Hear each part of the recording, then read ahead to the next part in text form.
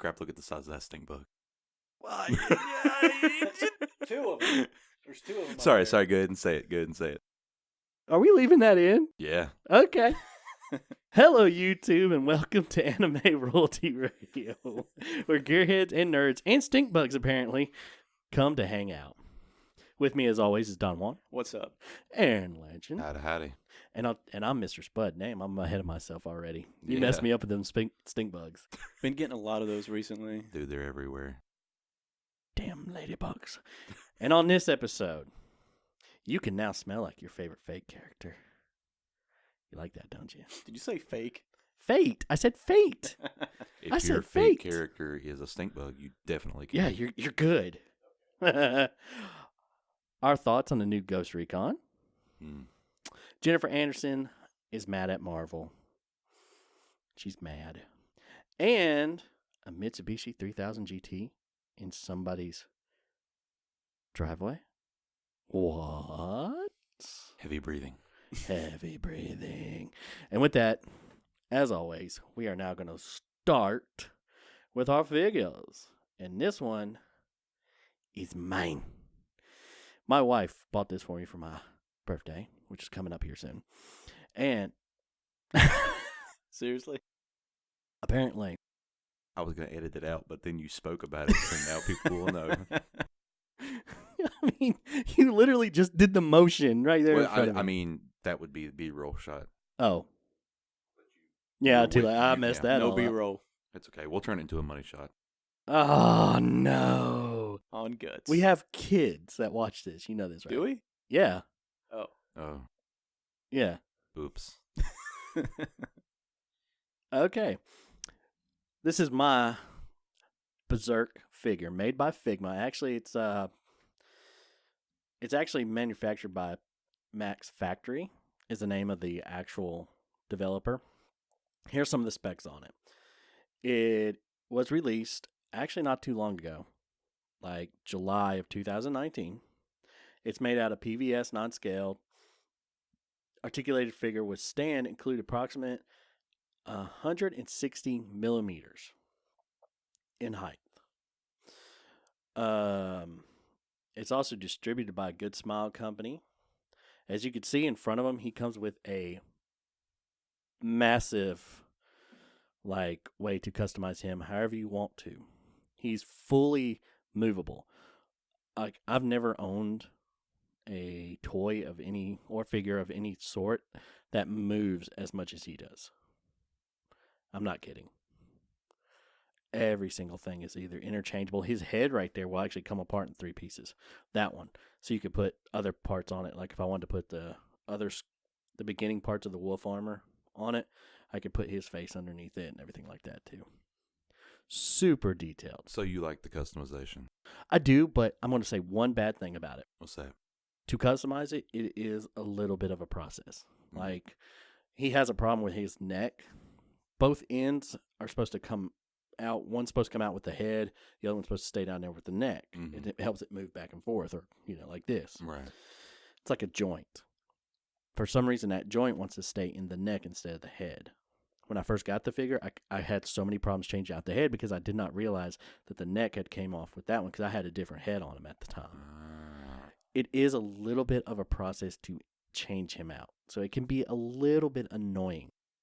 So you do like to change it, though? Oh, God, yeah. Earlier today, I had him in a certain figure where he's coming down and he's got the sword behind him like he just did a massive swing.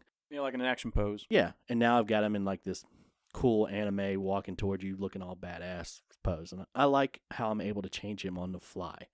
But like I did say, it does take a little bit Right. to actually change him up.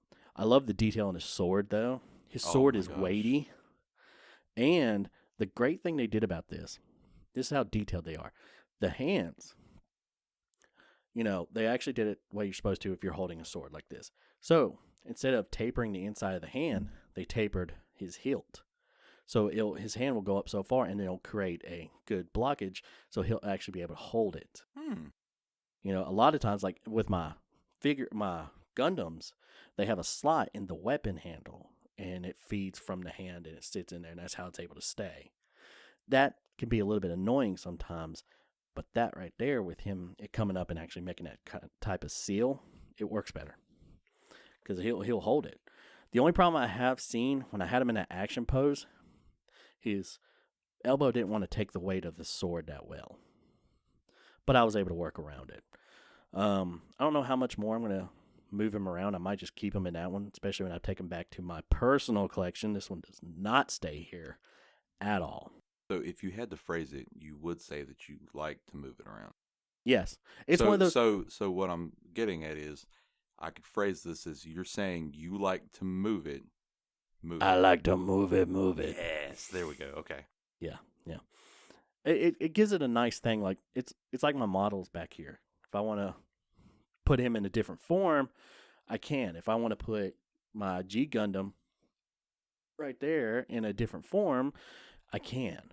It's nice. Right. I mean, that's the one thing about statues I don't like. They're in that form. You cannot move them at all. It's kind of a catch-22. Right.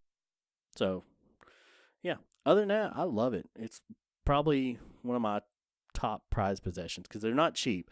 As we know, Figma or Figma type toys is what this is, do range in price. Not associated with Ligma. No, not at all. Stop it. Stop it. Are they gonna get that? No, nobody's gonna get that. And they're Dude, going to look it up. Everybody knows Ligma. No, they don't. Him right there, I've seen him online anywhere between $85 to $100, depending on where you go. They do have this is a series run. There's one more in this run. It's Griffin. Now, I know y'all don't know who Griffin is. He's the one with the white hair, isn't he? Right. He's what landed the band of Hulk that got Guts, became friends with Guts, and then he's the one who betrayed Guts by doing what he did. Right. Branding him, taking his arm, taking his eye, and then, I don't want to say this, but I'm going to have to, raping the girl that Guts loves right there in front of him. Mm. Sacrificed his whole entire mercenary group to become a demon lord. That's why Guts is after him. Revenge. So I want to get I want to get Griffin because that will be awesome to have them two just staring at each other. And he looks good too in his silver armor. So yeah, that was one of my birthday presents. She went to a toy con yesterday and she got some good stuff there too for me. She spoils me. Oh, definitely. I admit it. She does. She don't have to, but she does. Continuing on, since that is a figure, and it is an anime figure, we're going to jump straight to anime. And with that, Axe Body Spray has teamed up now with the Fate series to bring us themed body sprays. Now, Mr. Play on his phone over here is bringing up the article. Yeah, pretty much. But before that, you know what inspired all of this Axe body spray? No. And what made you like anime? Wait, what? What? Once upon a time. Sat down in front of a keyboard. And as the thought ran across his mind, I need to smell better. it went through his hands as well. And he said, "Thank you, Lord, for giving us anime titties such a long time ago that they have now made it to an Axe body spray." I told you it was going to be a thing. Anime titties and you were going to be a thing now. I'm sorry. It's okay, my Buddha. You know the way. Lord Kermit strike you down. They're not gonna get that either. No, they're not right. going to get. But yeah, let's move on to these fragrances or body mists or whatever have you. Fragrances. Ooh. Now, to anyone that has watched the Fate series or played the game or what have you, it looks like Axe has, and these are the fragrances and their characters that go with them. Rin with citrus fragrance mist, Sakura with aqua, and Iliasville with Savan, whatever that is. Ooh. Now, I'm assuming that those are just the fragrances for women, obviously, because that'd be weird if a guy was wearing that. I don't know. I might be rocking some aqua. I see it as more as a citrus. I mean, this is possible. I mean, I'm more citrus. Now, what I'm thinking is, we might be in the beginning of October, but holidays are just around the corner, so I think it'd be a pretty good idea, gift-wise when this comes out. Put it in the set. I'm thinking more like for him and her, kind of deal, maybe, you guys out there who have that, badass girlfriend that's also in the anime might want to get her, one of these, or vice versa, because the other body spray, the other fragrance is Gilgamesh with essence. Okay. For when you want to smell like the king of heroes. Or just like the guy from, Final Fantasy with missing an arm and Gilgamesh. Never mind. It's okay, Nick. I don't understand your stuff. You don't understand mine. It's okay. This is why we're friends. Go ahead. Sorry. But I think it's really cool that Axe is doing this. Oh, yeah. I just wish there was a few more options for the guys. I hope that they start, realizing that there's such a large fan base of anime, and that if they actually do well in these sales, it's like, hey, let's make some more. That's why I'm a little worried with them starting out with like a Fate series kind of thing. Why not Dragon Ball? I mean, Dragon Ball, I'm not so sure about. Mainly Okay. because I don't see Akira Toriyama's next big sellable item as a fragrance. I mean, they make energy drinks. Oh, yeah, the food energy drinks do awesome. The DVDs, T-shirts, everything like that does amazing. Well, also right now, you got to remember that technically Dragon Ball is idle right now because nothing's really coming out. Yeah. But you got to remember that the Fate Grand Order video game is just raking in a lot of money. Okay, well, if it's raking in money, then I can understand why they do it. But it is kind of weird for Axe to do it, though. And let me explain.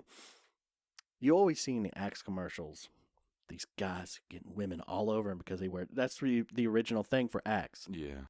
So it's kind of weird to see them go after a anime when it's been known in the past that anime will push the women away.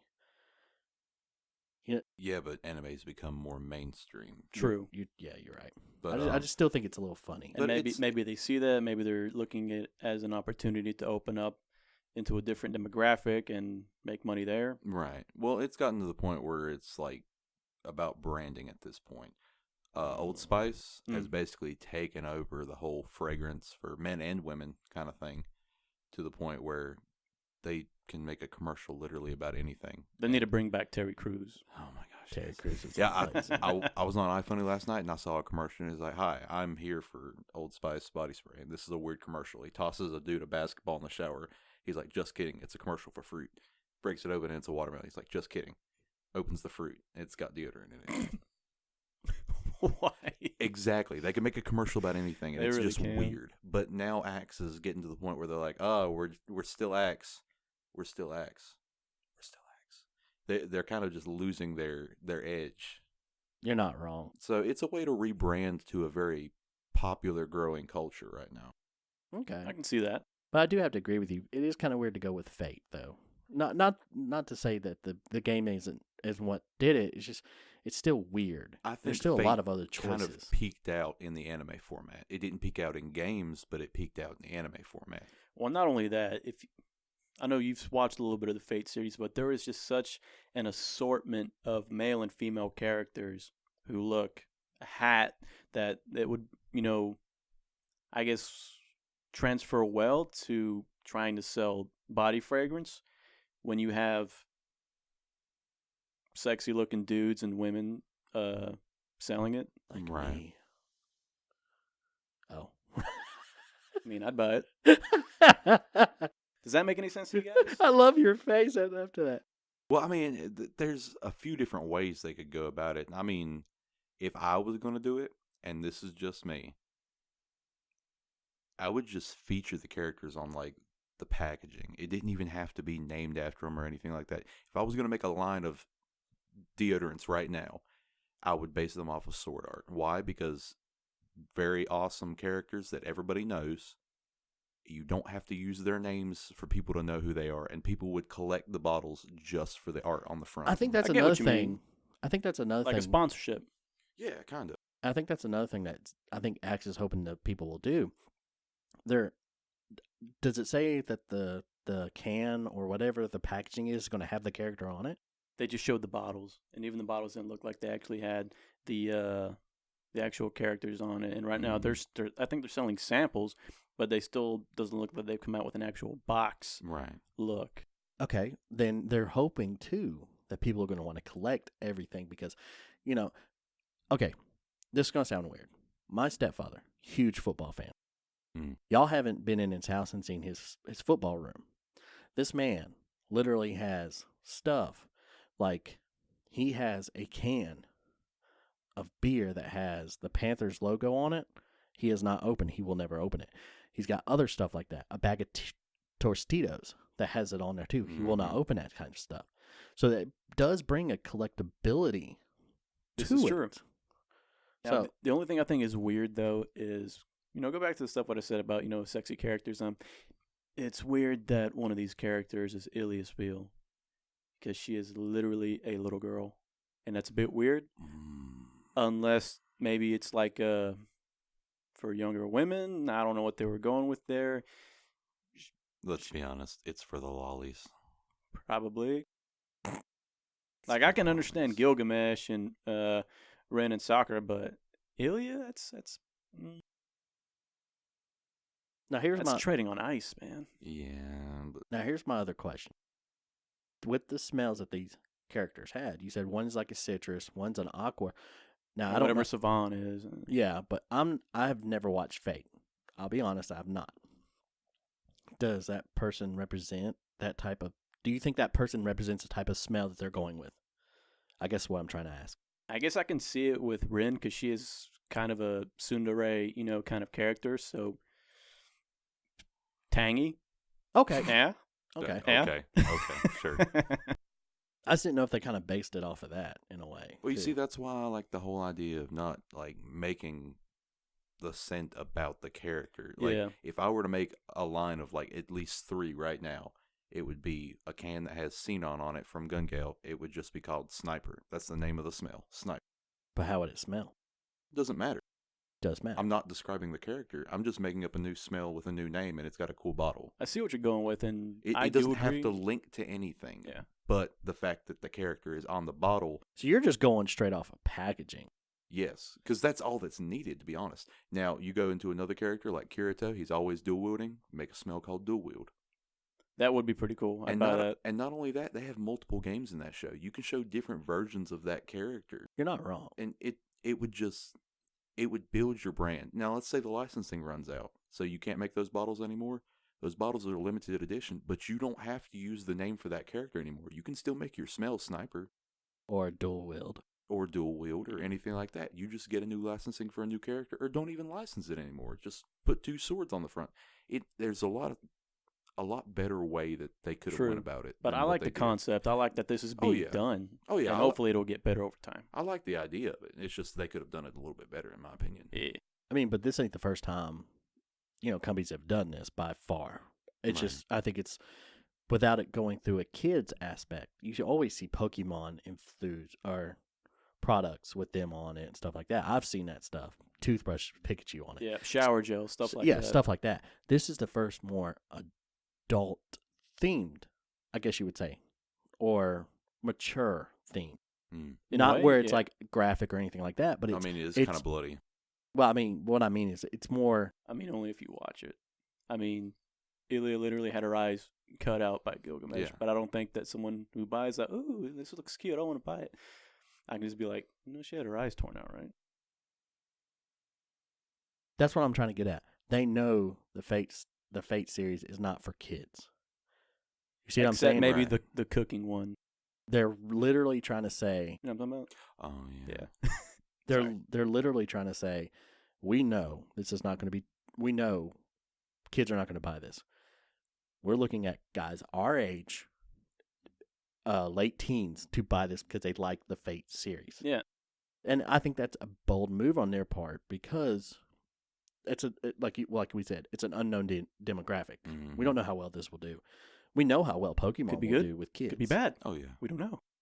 Right, This is and true. you're straying away from the giant in the for the older kids. Dragon Ball, Mm. Dragon Ball. You put Dragon Ball on anything, people are going to buy it.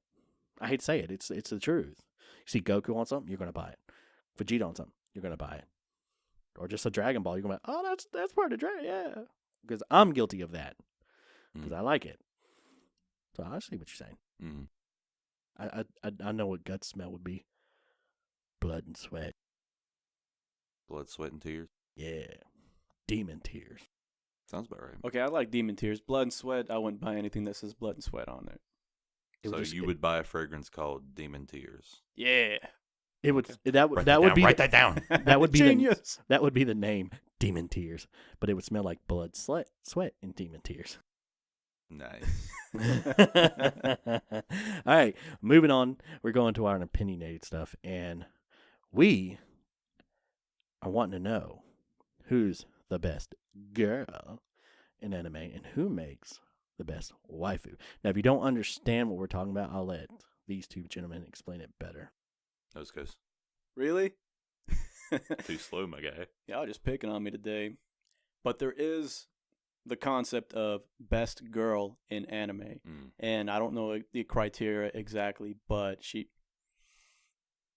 how do you explain this? I mean, I think there's no real criterion for best girl. It's best girl that makes you appreciate anime overall. It's kind of like best female protagonist. Yeah, the best female character you can relate to, like whatever you want to call it.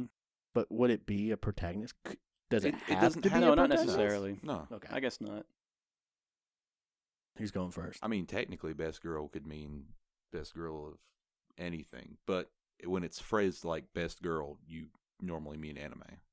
There's normally qualities or something shown in the characters that are usually wholesome and that just something that stands out in the character versus the rest of the cast. Mm.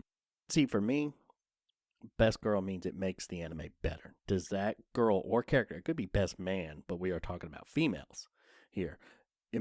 She doesn't ruin the anime for me. Mm. Does that make sense? Yeah. But then everyone has their own opinions and their own preferences when it comes to anime and women in anime. Mm. And that's where we have the battle of the waifus. Mm. Yeah. Battle Royale. I like how we're just all staring each other down with dead air in between. It's like, Because we're all probably going to start a debate on who we think is best girl and then why each one of our best girls is trash compared to our best. Yeah, you know what I'm talking about, right? Well, then who wants to There's start gonna be this that. off? Shots are about to be fired. Oh boy. I'll start just because I watched Fairy Tail for the longest time before I just got tired of it. We're ready for them shots to be fired. Go ahead, don't let me Lock and loaded. You're good. Okay. I just want to talk. Continue, sir. So in Fairy Tail, I was just really connected to Fairy Tail for the longest time, and there was a huge cast of characters in Fairy Tail because it's such a long-running series. Mm. How many episodes is Fairy Tail? Oh, I don't know. It's a lot, though. I know right? they actually had a final. I'm pretty sure they had a Yeah, final episode. they're done. Yeah, they're done. But I will say, Levy McGarden, I think that's how you pronounce her last name, or McGarden, is best girl to me because she is just, you get a real support kind of element from her. If that makes any sense to you guys. I mean, yeah. She's not the strongest mage, but she is the most supportive in my opinion. Yeah, I can see that. She will buff you. And I feel like she's also, I gotta say, the most forgiving because do you remember when they introduced Gajil? Do you remember what he did? Yes. He completely just destroyed her. And I mean, when you see, and by that, I mean she was literally pinned to a tree with iron and just beaten bloody. And now they're together. Oh, wow. Yeah. Well, there's also a lot of redemption in Fairy Tail. Oh, that's better. We probably shouldn't touch that one. That's kind of battered woman syndrome. I could. Well, I pick Levy anyway. I could have swore You you like- went with Urza, especially in the beginning. I feel like that'd be too obvious. Well, I mean, Why would that she's- be too obvious? She's very quirky. She's- That's what I thought you liked about her, was the fact that she was so quirky. I mean, yeah, she has her cute moments when it comes to pastries. And wedding dresses. Yes. Mm. She literally has an armor preset that's nothing but a wedding dress. Just Are you waiting. serious? Yes. Wow. Yeah. She can switch between armors like automatically, Yeah. and one of her presets is a wedding dress. She has an adamantium armor. Nice. I Mm. like that. Mm. Okay, I don't want to hear your best waifu. I want to hear his best girl. We're gonna go best girls first, then we'll go back to best wife. Well, I figured. Okay, I didn't know. Sorry. Just gonna cut me off there because Yeah, cut. Go ahead. I'm sorry. I'm just giving you hell. Very tough decision to make. Was he done, sir? Yes. You sure? Yeah, you cut him off. But I said I'm sorry, and he can continue. again they're all just gonna pick on me today. So whatever. I'm not picking on you. I'm giving back your chance. Well, Retention. The floor is yours. I guess I don't deserve it. Go ahead. Go ahead. I'm done. I say Levy. Okay. I thought you were done, and that's why I said that. And then when you weren't done, I was like, oh, shit. So that's my one. That's my one. So early. That's my one, no. All right, Aaron, what you got? So it was a very tough decision. Was it, though? It really was. But I've decided on Yang. It was not a tough decision. Wait, It did not was. lie. It was a tough decision. whoa. Yang is only best girl? Yes. She's not waifu? No. That is different, because remember, before the beginning of the show, he said his waifu was I thought he said Yang. best girl. Well, No, he said Yang. imagine this.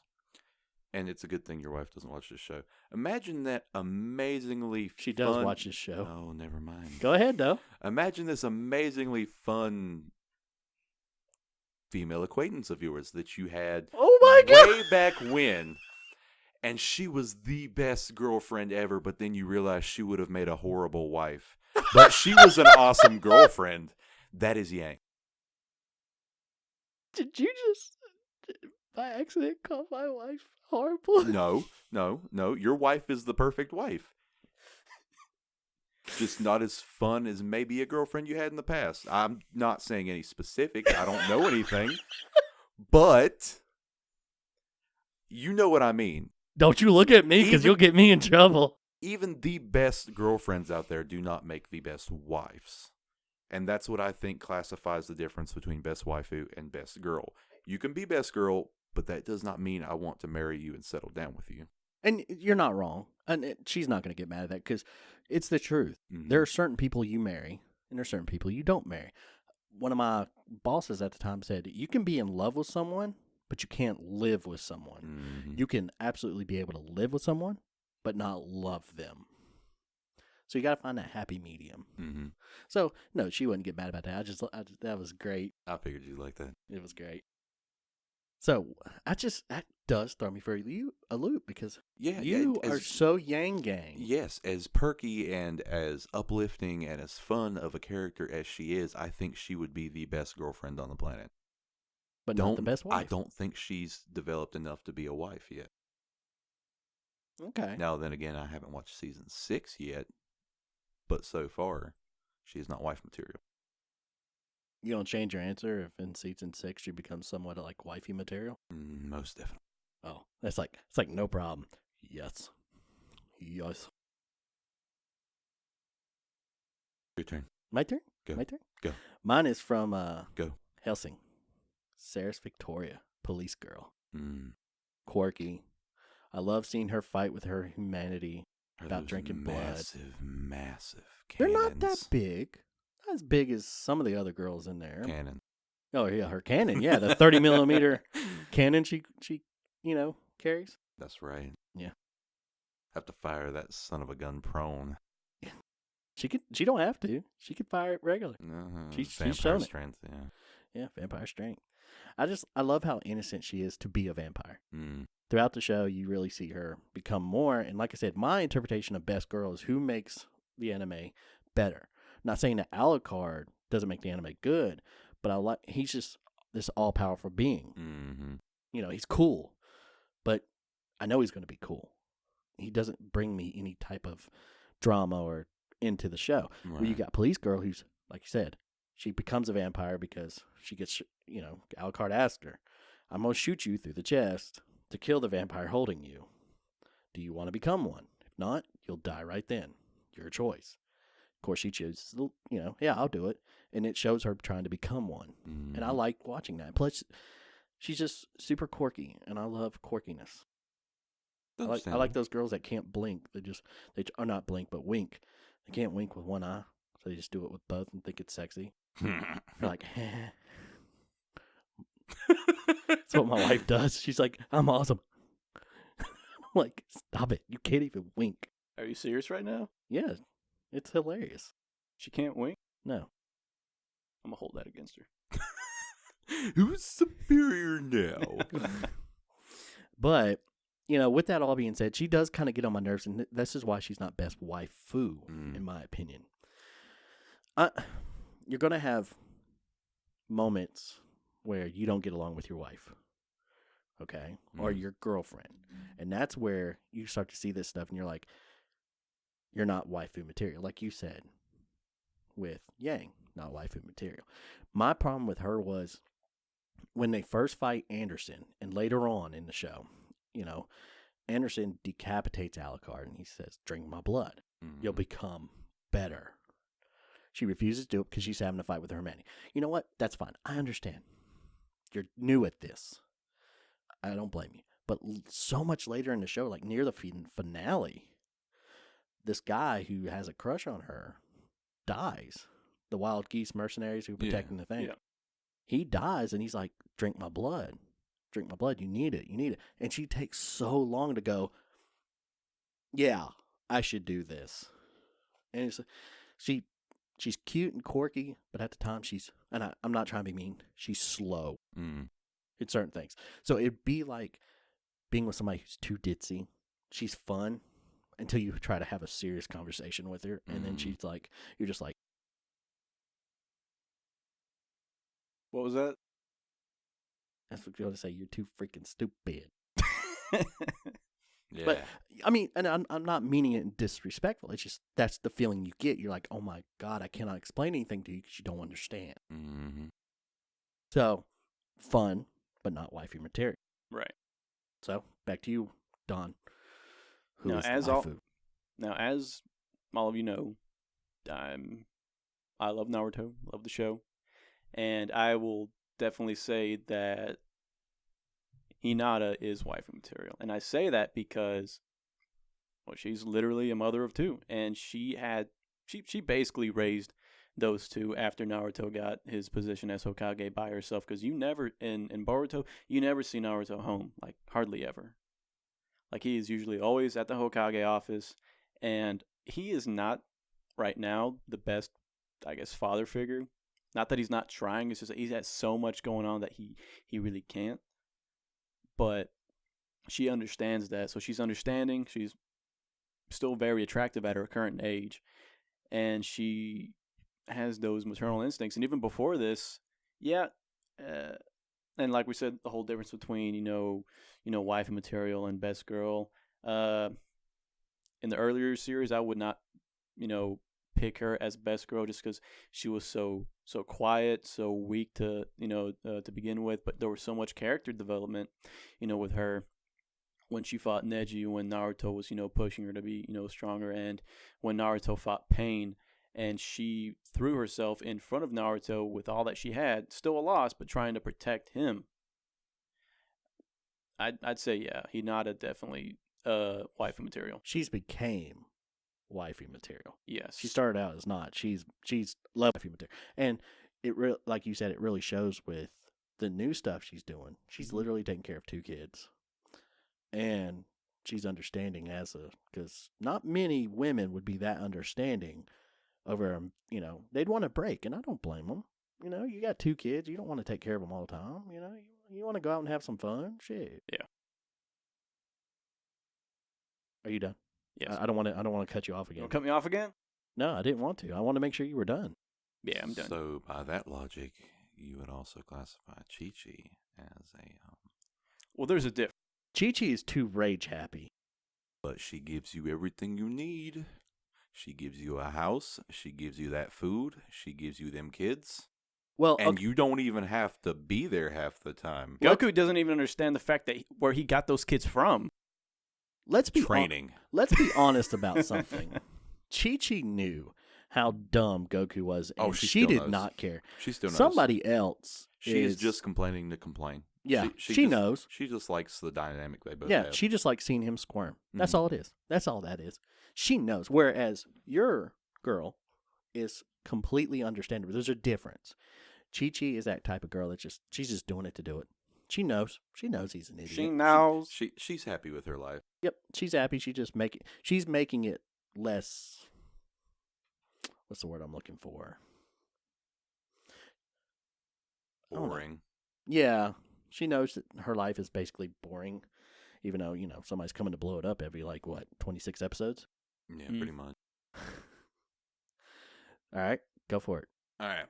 Best waifu, Rias Gremory, From High School DxD.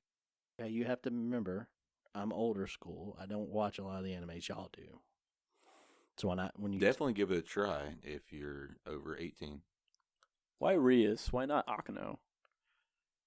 Akano's all right, but she's also got that kind of wild streak where she's still figuring out life. Okay. she hasn't leveled up. Yeah, she's still dealing with a lot of parental issues that are so bad that she doesn't even know what she wants to do with her life yet. So I don't think that she would be maternal enough to be my wife. Gotcha. Now, Rias, on the other hand, she is completely independent while also being in a relationship. She's one of those characters where, yes, I love you, so on and so forth. Here's our little moment.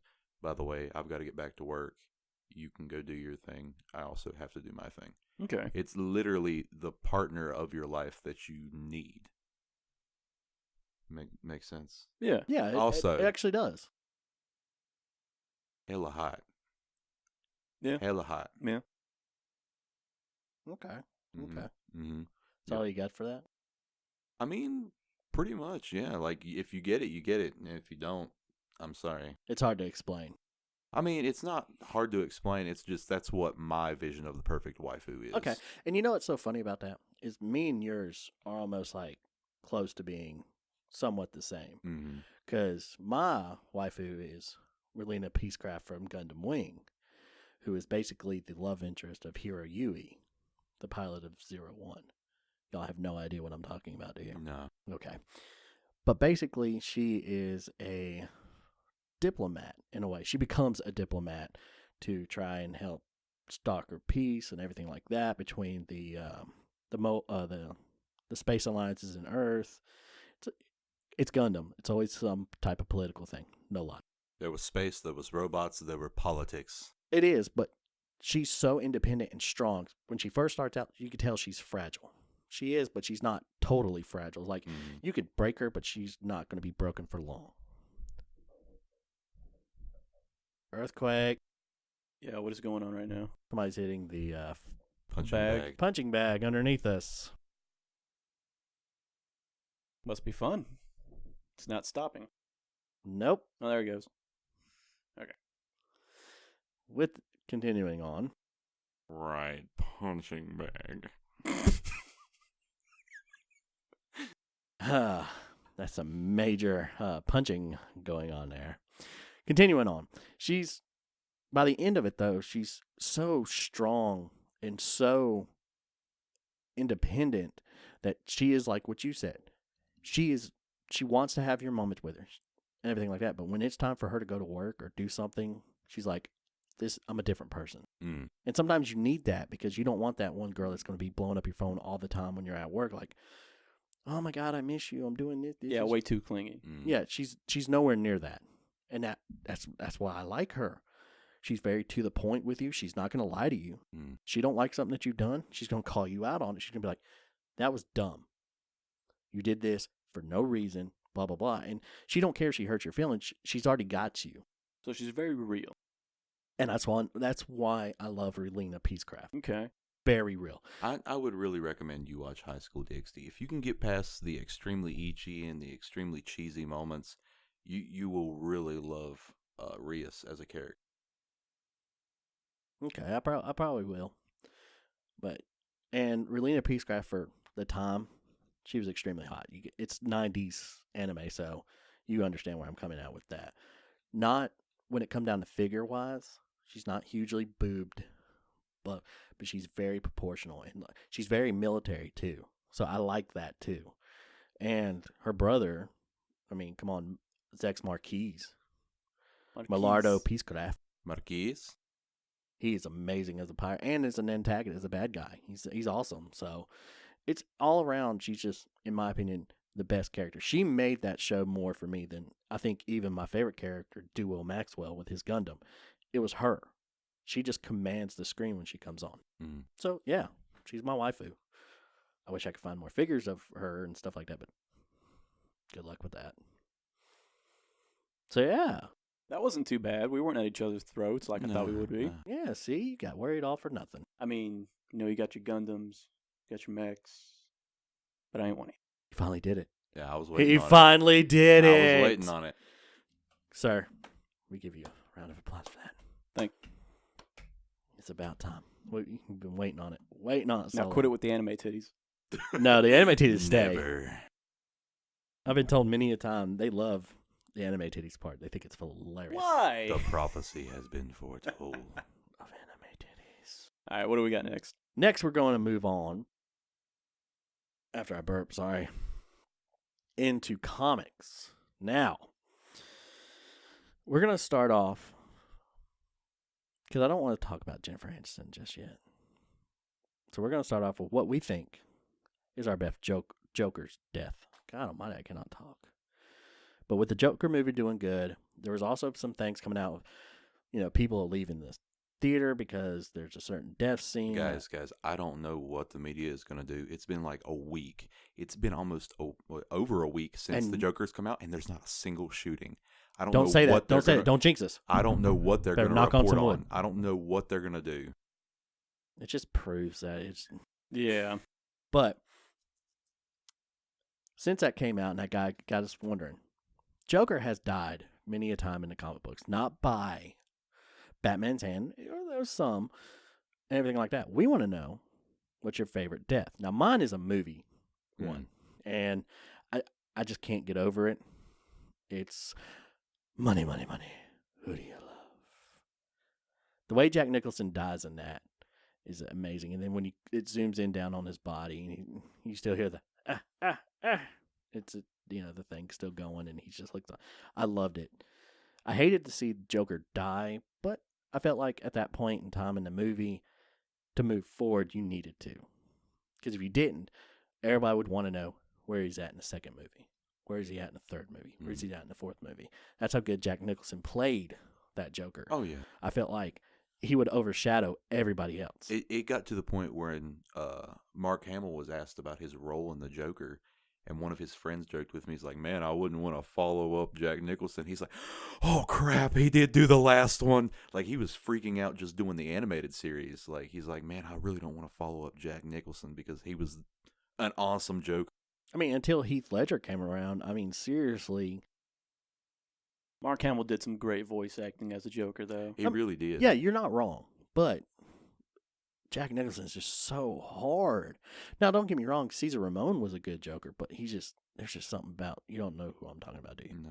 That's the original Joker from the Adam West I've seen series. some clips. Oh, I didn't know how to pronounce his name. Okay, I got it.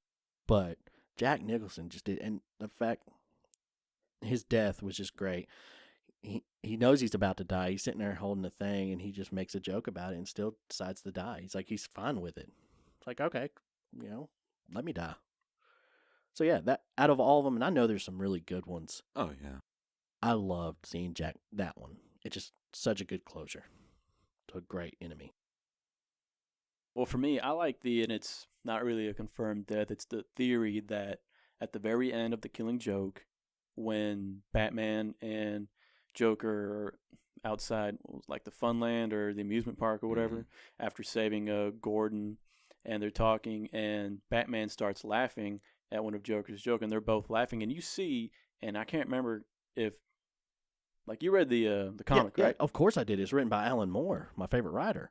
Because at the end of the movie, he put his hands. Yeah, he puts his hand in the comic book. He puts his hands on Joker. You don't see what he does. Right now, while he's still laughing, the camera fades, or not. It doesn't fade. It pans away and then fades. But you don't hear Joker laughing. You just hear Batman laughing at this point.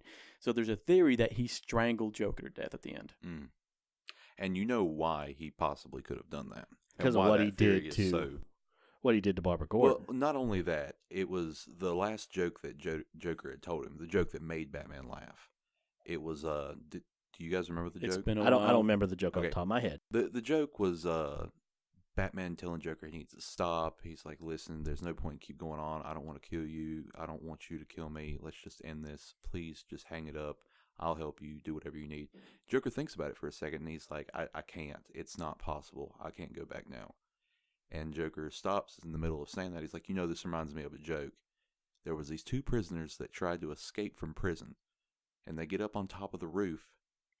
And then they see there's like rooftops scaling all the way to the horizon. They're thinking, man, if we could just jump across to the next rooftop, we'll be out of here. We'll be free.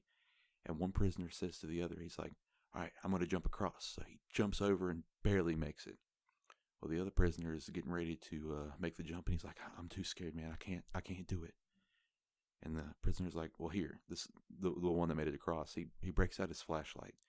He says, "Here, what I'll do is I'll shine my flashlight across the jump, and you can just walk the beam over."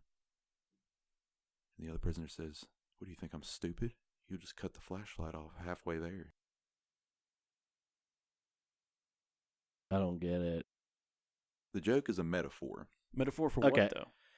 The two prisoners are Batman and Joker. I understand it. They're both from the same place. They both come from, as Joker defines it, a really bad day. They both come from mental insanity. The point being, Batman has gotten across. He's made his amends. He's getting to the point where Joker feels like that Batman would sell him short.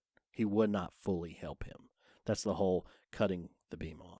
It's the difference between Batman and the Joker. Batman was able to make amends with the mental insanity he came with and use it for good, whereas the Joker, he can't make any trust in people anymore. He's not willing to do that anymore. No matter how crazy it sounds, he just can't do it.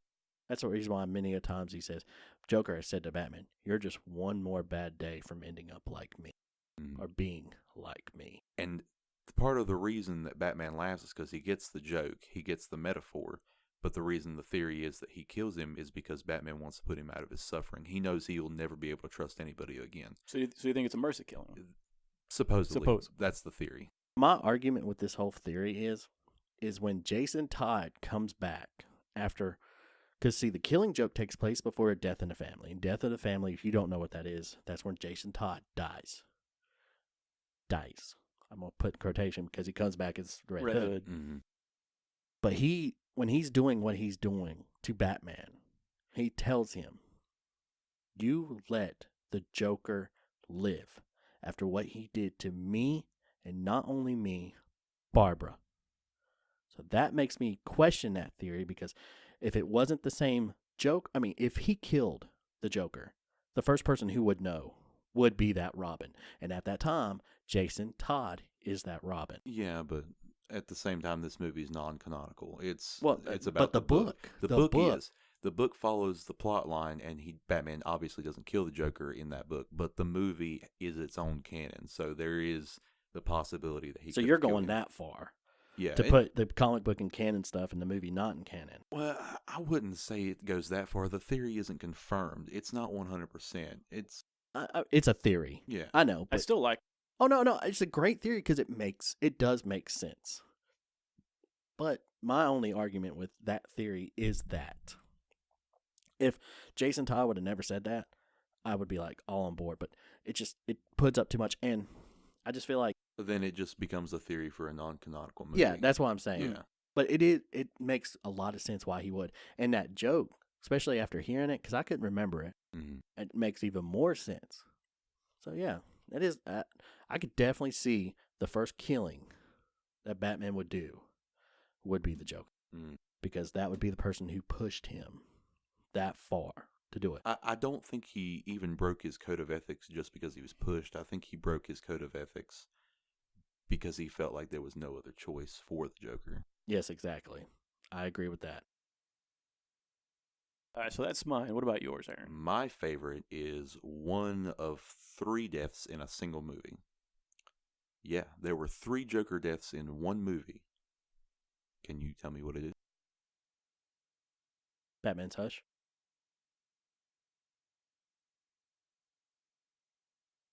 Probably won't. You probably didn't even notice one of them. Probably right. Batman Beyond: Return of the Joker. That's why I'm sitting here thinking like, comic book on. I'm sitting here thinking, how many? But 3? Mm-hmm. Really? He did it to like hide his death so many times from. It's when they find out who is the actual Joker, and it's It was the Robin, right? Yes. Which one? Tim Drake. Tim Drake. Yep. That's one of them. I'm dead serious. That movie had 3. Well, there was one where he deaths. shot Joker with the gun. Right. But I thought That's 2. Tim Drake was the final Joker. He was actually Joker all along, right? And he was manipulating Terry McGinnis. Okay. So a little flashback for the entire movie. Obviously, the Joker kidnaps Tim Drake. Right. He brainwashes Says him. he is. Yeah, the Joker kidnaps Tim Drake. This is back in Bruce Wayne's heyday. Okay. Yeah. And basically breaks him mentally. He brainwashes him into thinking that he is Joker's son. Got you. When Batman shows up, Joker's straight up telling him, he's like, listen, I've already figured it out. It's Tim Drake. You're Bruce Wayne, so on and so forth. And now he's my son. So he releases Tim Drake and gives him a gun. And Tim Drake's pointing it at Batman. He's trying his best not to pull the trigger, but then he finally does. And it's just a little flag that says bang. It breaks Bruce Wayne's heart, obviously, because of course. Tim Drake also hates it himself. He's crying to the point where he's just hysterical. He can't fathom the fact that he'd even pull the trigger. This is where it deviates, because there was actually 2 versions of Joker's death at that scene. There's the family safe version, where an electrical wire comes down and trips the Joker up in a puddle and electrocutes him, which is more family safe. Of course. But then there's the unrated edition that came out on VHS and DVD, where Tim Drake points the flag gun at Joker and shoots him with the bang flag. And it hits him. And that's the one that I saw. Yeah, that's where you get the line where that's not funny, and he's just choking on his own blood. Okay, see, I didn't know that they made 2 different versions. Mm-hmm. Okay, that's pretty cool. And then at the very end, it's revealed that there's a chip inside of Tim Drake's neck that slowly releases this toxin. Not only is it Joker toxin, but it's also reconfiguring his genetic structure to be exactly like the Joker. Wow. It's literally changing his DNA to be the Joker. That's why his skin is actually white.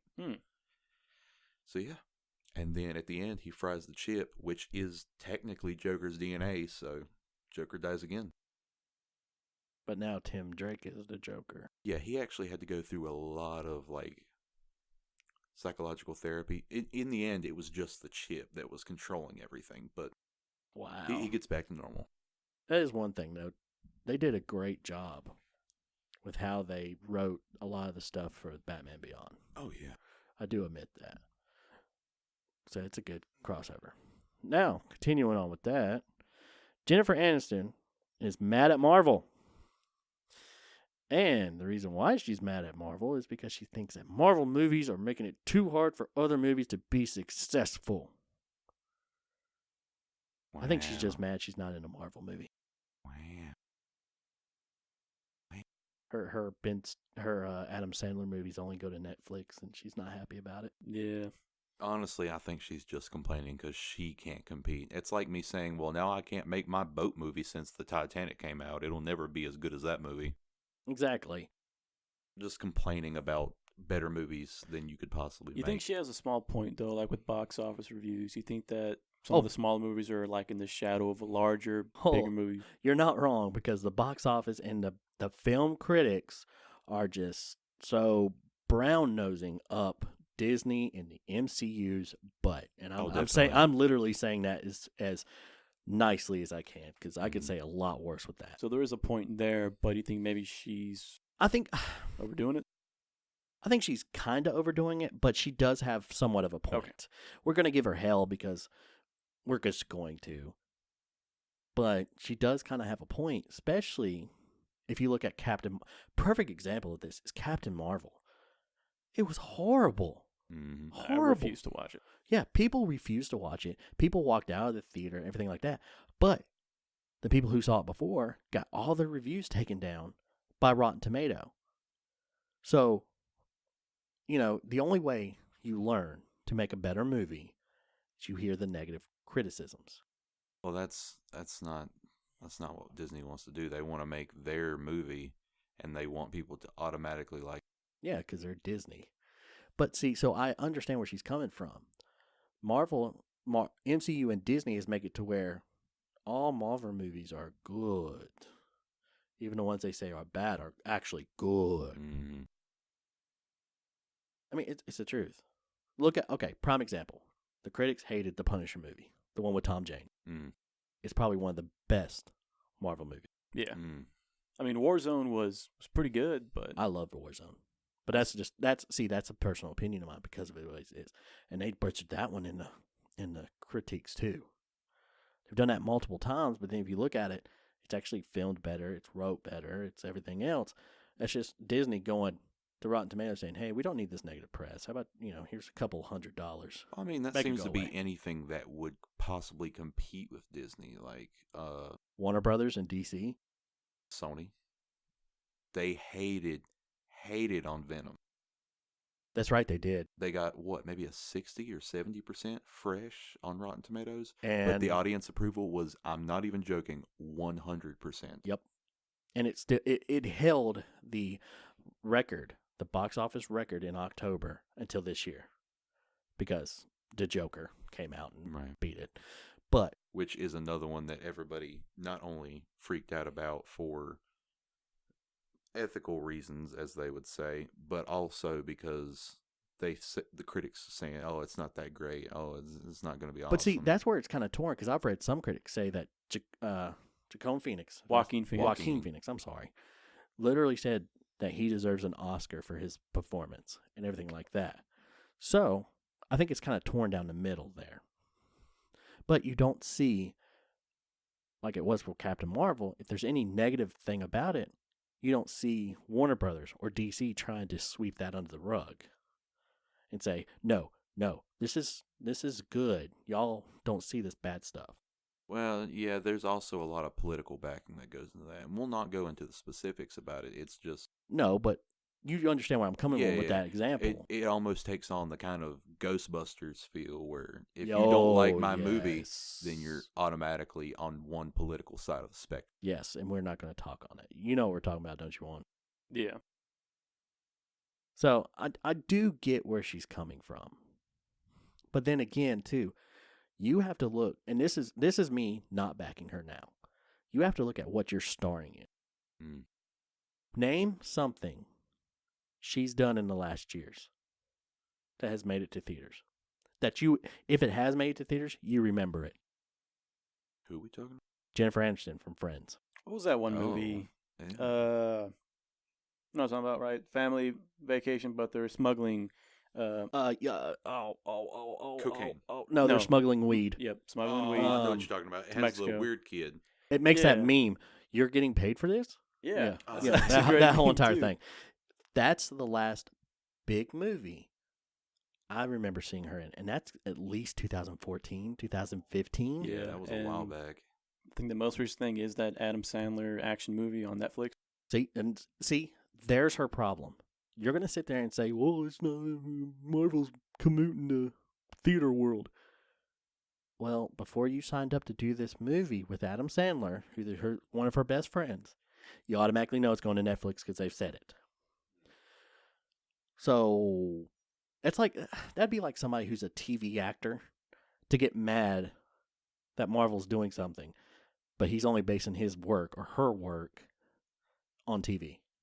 See what I'm saying? Yeah. It's like you know where your work is going. If you want to go somewhere else, get with your agent and be like, I need to go that way, not this way.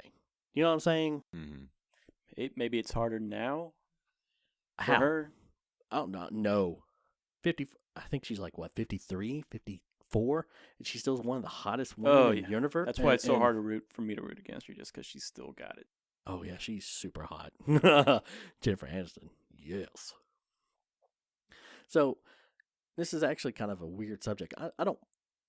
I understand why she's mad, but then again, before she gets mad, she needs to look back at what she's doing. Oh, yeah. If she phrased it better, maybe it wouldn't be such Yeah, an issue. exactly. If she phrased that a little bit better, it would have maybe not been attacked the way it was, especially from people like us. Because you ain't going to talk bad about my comics. I mean, she was talking about the movies and the comics. We know you hate the movies. I do hate the movies.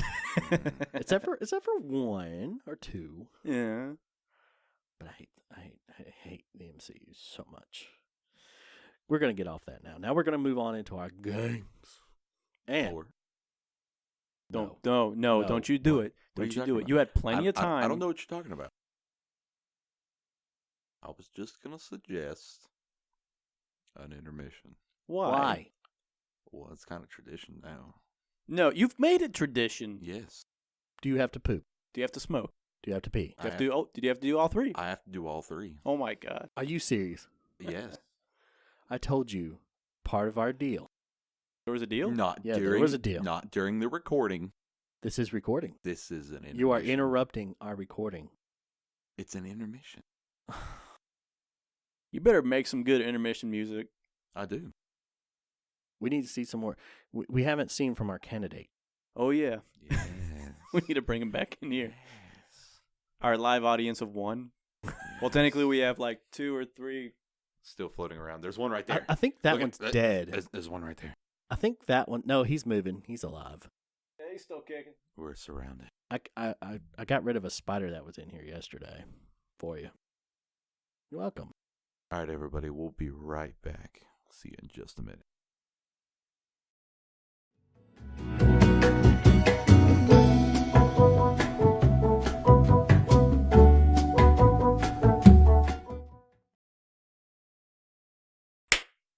Okay, we're back from our intermission. Whoop, whoop. Shame. And back what I was talking about with this last week, we have learned that the PS5 is coming out next holiday season. But we've also found out that is masking something. And that is masking that Sony has been laying people off in Europe. And Don, you got more on that? Yeah, I have the article right. Because you found out about that and you actually told me, and I was like, ooh, that's bad. Right. So, yeah, basically with the PS5 release date being announced, it masked layoffs at Sony, especially in their European brand. Does it say if it's bigwigs layoffs or just Well, the original smalls? article that I read said something about how Sony right now is restructuring things, and they had a change in leadership. Oh. I think. So it might just be them, whoever the last leader was, cleaning out his stuff, who all he put in place. So this new guy can be like, or new girl, new person. It says it's impacting multiple divisions, including their PR and marketing. Wow. So I don't think we're talking about, grunts being laid off. I think we're talking about men and women in actual positions. Management. Yeah. Yeah. This We don't like management around here. No management. No management. No names, but. Woo! Small government! What? But yeah, that's kind of crazy. I mean, PS5 just came out, which, if you ask me, it's too early. Well, not only about that, and I know this isn't really talking about the layoffs, but it is talking about the PS5. What we've heard so far is kind of weird, like especially with the controller. Mm-hmm. They said that they're changing it up so that you can feel the textures of a video game through the controller. Yeah. How? I don't know, but the only thing I get from all this is that if you do that, it's going to make everything much more expensive. Yeah, because the original PS4 when it came out. Well, how much was that? 350, like 350. It was the cheaper of the two, if I'm not mistaken. Right, because that was the 350 gigabyte versus the. It was 500 gigabyte or 500 gigabyte. Yeah, that versus the 1 terabyte. Yeah. Well, no, the Xbox One. Xbox One was more expensive when it first came. It's like Yeah, 500, it was more right? expensive, but it also had 500 gigabytes. But so did the PS4. Yeah, they had the same memory. It was like $100 less than the Xbox when it released. Xbox was $400 when it came out, wasn't it? So wasn't it a $50 difference? I don't remember. It's been a hot minute. But I do not feel like it's time for a new console, in my opinion. Because I don't feel like we've hit the peak of this generation. It's time for the new Xbox. No, it's not. Yeah, it is. What? The Scarlet? Isn't that a whole new console? Yeah. You just want to play the new Halo because that's they're probably right. going to bundle it together That's with right. the new Well, if that's the Xbox. case, That's the only way we can get them to release a new Halo game. Bring out a new console. If that's the case, then I want GTA 6. They've already said that that's coming out only on the new consoles. Oh, well then. But I don't want that yet. I don't feel like we've hit the pinnacle of what the things we have now can do.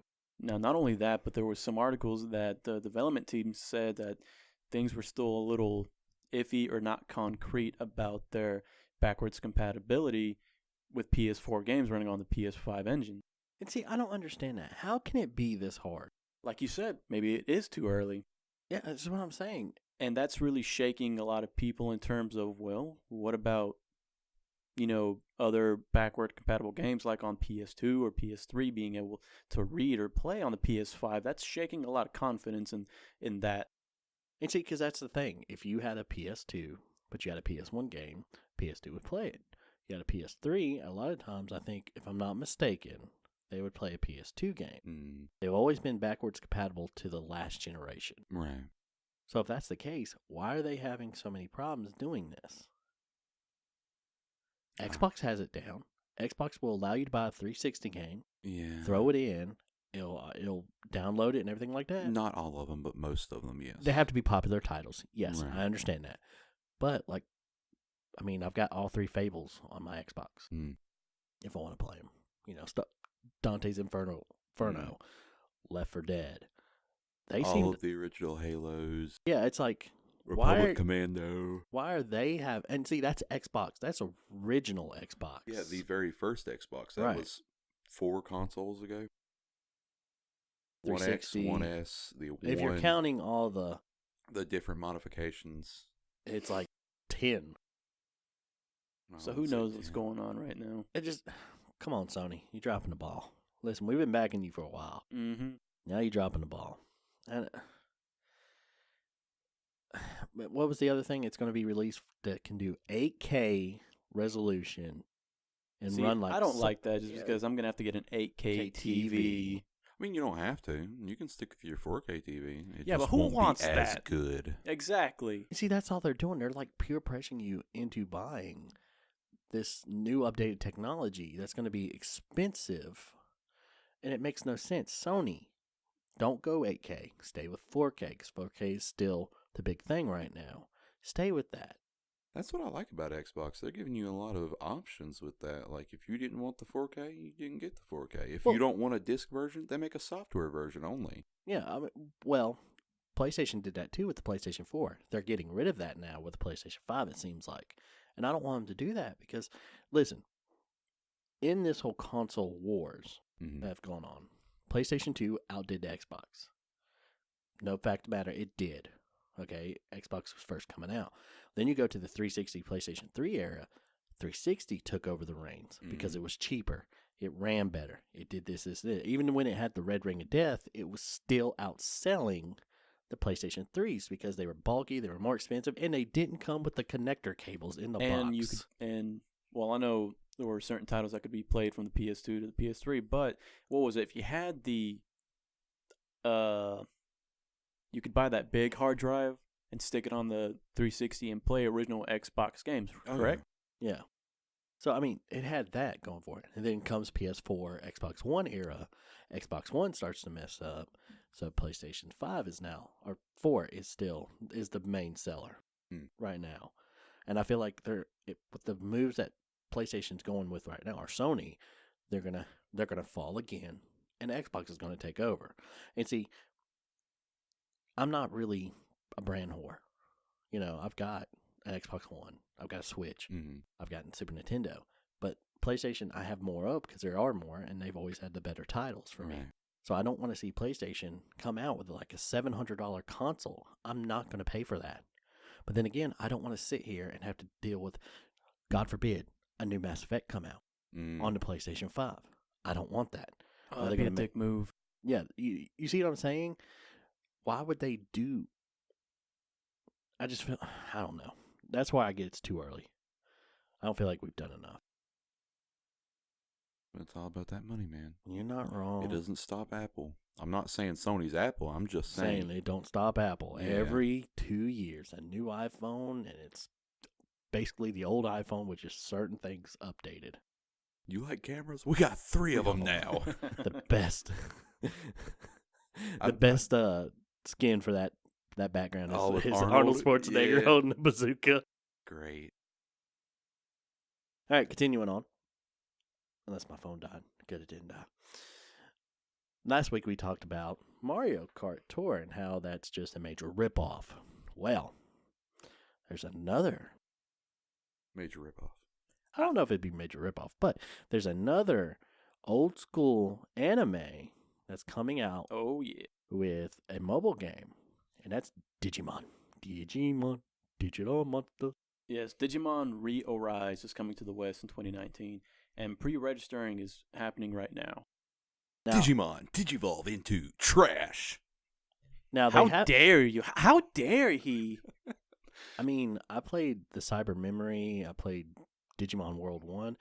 Digimon is known for putting out some dang good RPGs. I'm not kidding. You're just not a dude. Doesn't make the show good. No, of course. Come on, prime example. Pokemon, come on. But still won the death battle. Digimon did, yeah. Yep. Digimon did. It did. He can out-evolve anything. By leagues. Yeah. Superman paid them. Superman paid them. If you don't believe me, ask Devil Artemis. Oh my God. Big shout out to Devil Artemis. We love your stuff. We really do. But continuing on. We don't know much about it. Just that it's... No, like the trailer that I watched was... Well, no, it had English subtitles, but it was mostly still in Japanese. And from what I saw, it looked pretty cool. Like, apparently these new digital creatures are encroaching on the real world. And you have to fight them with Digimon. And there's this really cute kind of porcupine-looking Digimon that pops into your phone while you're playing a game anyway. And he evolves into something called Harrismon. It's actually pretty cute. I'm not going to lie. I always kind of hated how Digimon, all their characters had to end in Mon. Yeah. It's like DC with how they write their superheroes. Superman, Batman, Aquaman, Wonder Woman. That's like, and then you go to Marvel, Spider-Man. Okay, we got Iron Man, but then we got the Hulk, Venom, Wolverine, Captain America. Iron Man. They don't end everything in man. No. They made up for it with a really good plot, though. Well, yeah, I mean, I'm just saying, to me, it's like they focused more on plot, which is a good thing, than they did with names a lot of times. They were like, screw the names. We're going to worry about plot. We'll worry about names later. And they just kind of forgot that point, you know? Yeah. I mean, did you see the documentary on how Superman comics were written? No. Were written and created? Long story short, it was created by a Jewish writer who just came to America, and he was like, he felt like an outsider, but he always imagined himself being that super strong person, being able to get through life, and kind of like an idol to look up to. Superman has always been that person to look up to, never be anything to achieve, but that character to look up to. Right. I got you. So we'll have more details on Digimon when we get more details. We just thought it was crazy how now another classic franchise is now going to a mobile game, a mobile platform. Should just stick to the Switch. But That's right. Not all of us have a Switch, and by not all of us, I mean me in this room. I mean, you could get one. I don't want it. wow. I mean, I'm don't just need asking the question. How am I supposed to smash you? I don't play Smash 24/7. I don't either. How am I supposed to smash you? I'm probably gonna lose the belt this holiday, aren't I? I mean, it's not. It's in the nothing I tournament. specialize in. There just aren't any titles on the Switch that I want to play, You know, you're not wrong. I only have 3 games for my Switch. and they are bringing over more general titles like what's out right now, like the new Mortal Kombat being on the Switch, right? But Sorry.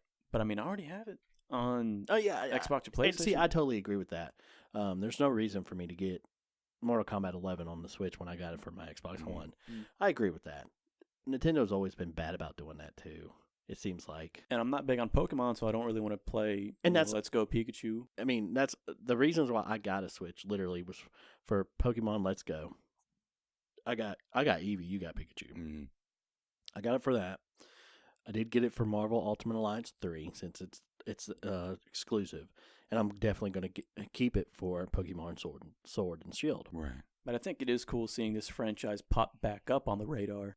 Yes, because it's always like they did release 2 RPGs for PS4, Cyber something Memory and another one, and they were really good. They're just very under the radar. Yeah.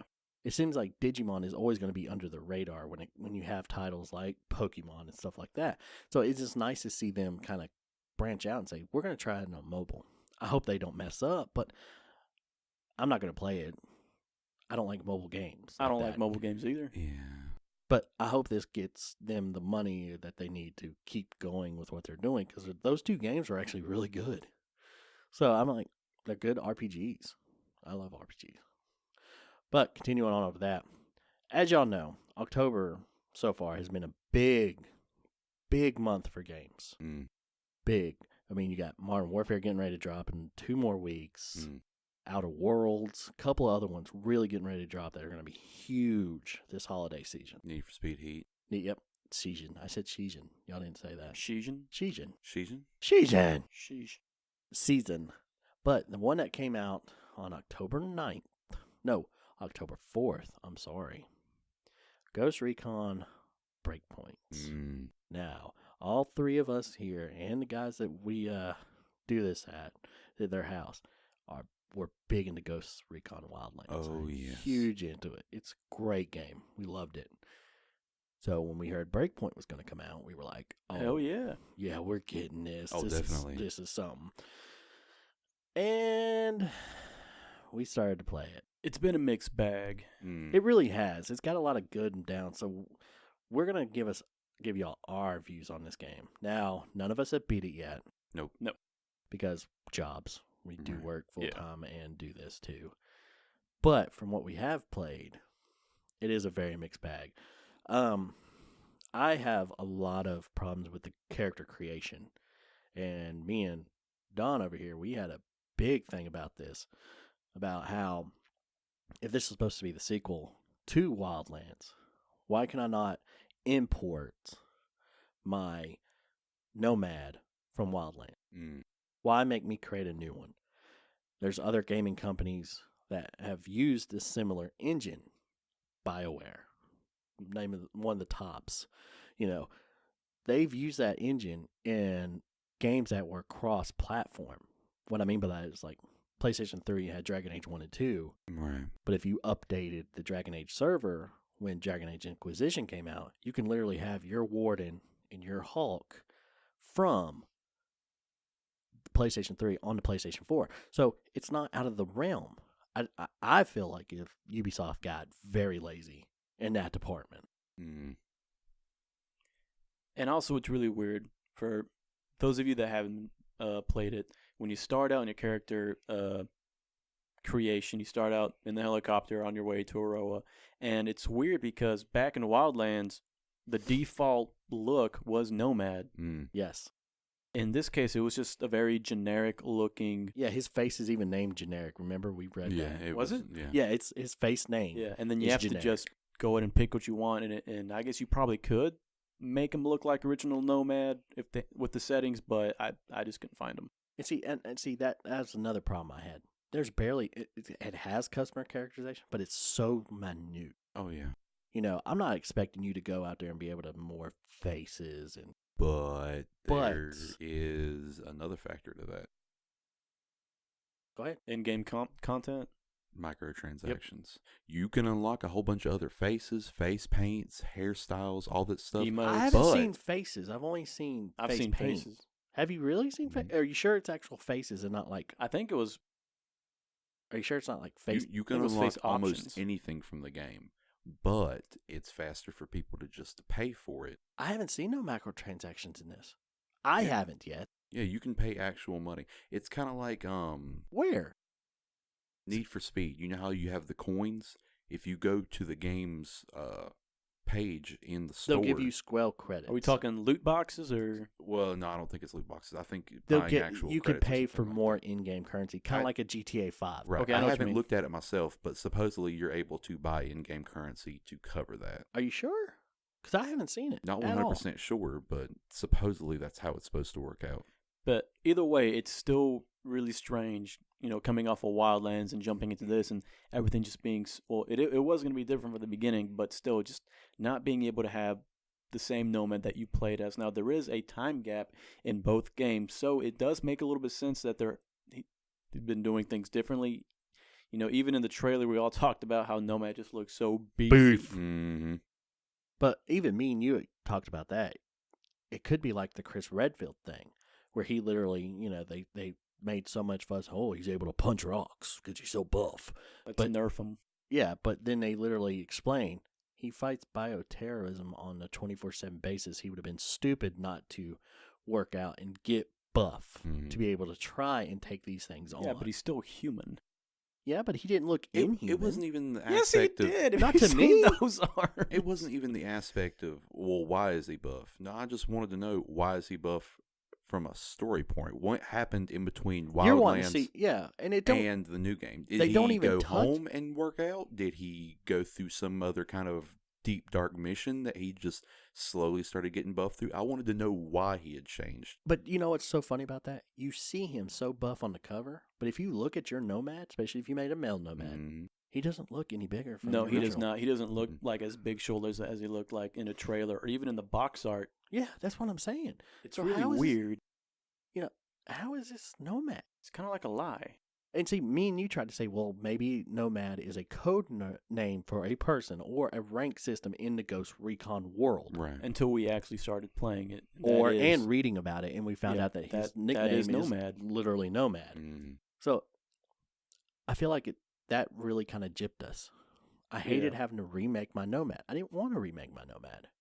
It had the same Holt, the same Weaver, and the same... Midas? Well, I haven't found Midas yet, but yes. No, but you know what I'm saying? It has the same people from that point of view, and Walker is the same. Mm. Why can't my Nomad be the same? It plugs a big plot hole into the story. Mm. You know what I mean? Because it's like Mass Effect. It's like Mass Effect covered that up. Mass Effect 1, you make your character. He dies at the beginning of Mass Effect 2. You can literally change him because he goes through facial reconstructive surgery right there. Well, it almost seems like a whole new game. It's got a lot more RPG aspects. Maybe they're wanting you to take an RPG stance. But it's so weird that we say that, because when we were talking about Holt, Weaver, and Midas, when you meet, Holt, and again, not everybody's probably been playing this, but when you meet Holt, he's still wearing the same kind of blue and white checkered shirt that he did in Wildlands. And Weaver's still wearing his same clothes from Wildlands. So if that's where this really bothers me. It's like, how can you not make the same Nomad? Yeah, I think that they use the character from Wildlands, the Nomad that you see in the trailers and everything, as their flag character. Right. But at the same time, I think they're wanting to go RPG-ish with it, saying that this is your rank, this is what you're doing, this is a person to fill in for it, but this is you creating your squad, you doing your mission. I think they're rebranding to this is an RPG game. Another thing that I just really don't like is that in order to play the game, you need online connection. Mm-hmm. I don't feel like that's fair. Because one of my other biggest problem with this is I do not like the whole solo aspect. Mm. I understand it's supposed to be more challenging of a game. That's fine. Mm. But I'm not a run and gun guy when I play this game. I like stealth. I like to be able to survey my surroundings. And I'm sorry, but especially now that they added character that Ubisoft made, not only that, but enemies, including yourself, there is a level base. Mm. Yeah, everything is level based, and it's not you that's level based. It's your gear that's level based. I don't like that. You get an XP. Yeah, to give you level 2 skill points every once in a while, but it's all. I mean, you could have a whole you could have the entire perk tree unlocked, but if you don't have the right gear, you're still a level 1. Yeah, but I don't like that. That takes away the whole RPG aspect, in my opinion. If I unlock the whole entire skill tree by putting everything in it, I should be one bad mother. Mm-hmm. You know what I mean? My weapons shouldn't be a factor at that and point. it just feels like you just see this trend with, recent Ubisoft games like the new Assassin's Creed or even Division, that they're mostly loot-based RPGs, yeah. Mm. And I agree with you. I don't like that at all. What made Wildlands so perfect, it was just enough of an RPG that it didn't sway people like you, Aaron, right, who don't like RPGs. This is almost very RPG. You craft stuff. You get buffs. Yeah, but I like the fact that it's not needed. It's not like I'm playing Minecraft where my character is getting hungry. No, you won't die. You won't die from not eating or drinking. Yeah, right. I think it's cool that you can refill your fatigue from the water canteen. I still don't know how to use it. I'm not going. You got to go into your actual item wheel, equip the water cantina, and then he'll take sip of it. It's like if you're throwing a grenade. And but what does that even refill? Like it refills your stamina. The thing that it uses when I jog, I just stand still for 3 seconds. When you go down a hill and you get hurt from going down a hill and being exhausted, it'll bring that back. And see, that's another thing. I feel like Breakpoint's greatest feature is also its greatest flaw is the amount of detail. Oh yeah, it has almost too much detail. Mm-hmm. Like you said, I hate how when scaling a mountain, if I'm coming down off that mountain, I see footprints going up. If I'm coming down it, I should not be worried about falling. Mm. And the one thing I hate even more, hurt me, take away parts of my life. Don't take away my stamina gauge and then keep it that way. I hate that because I don't pay attention to that nowhere near as much as I pay attention to life. Right.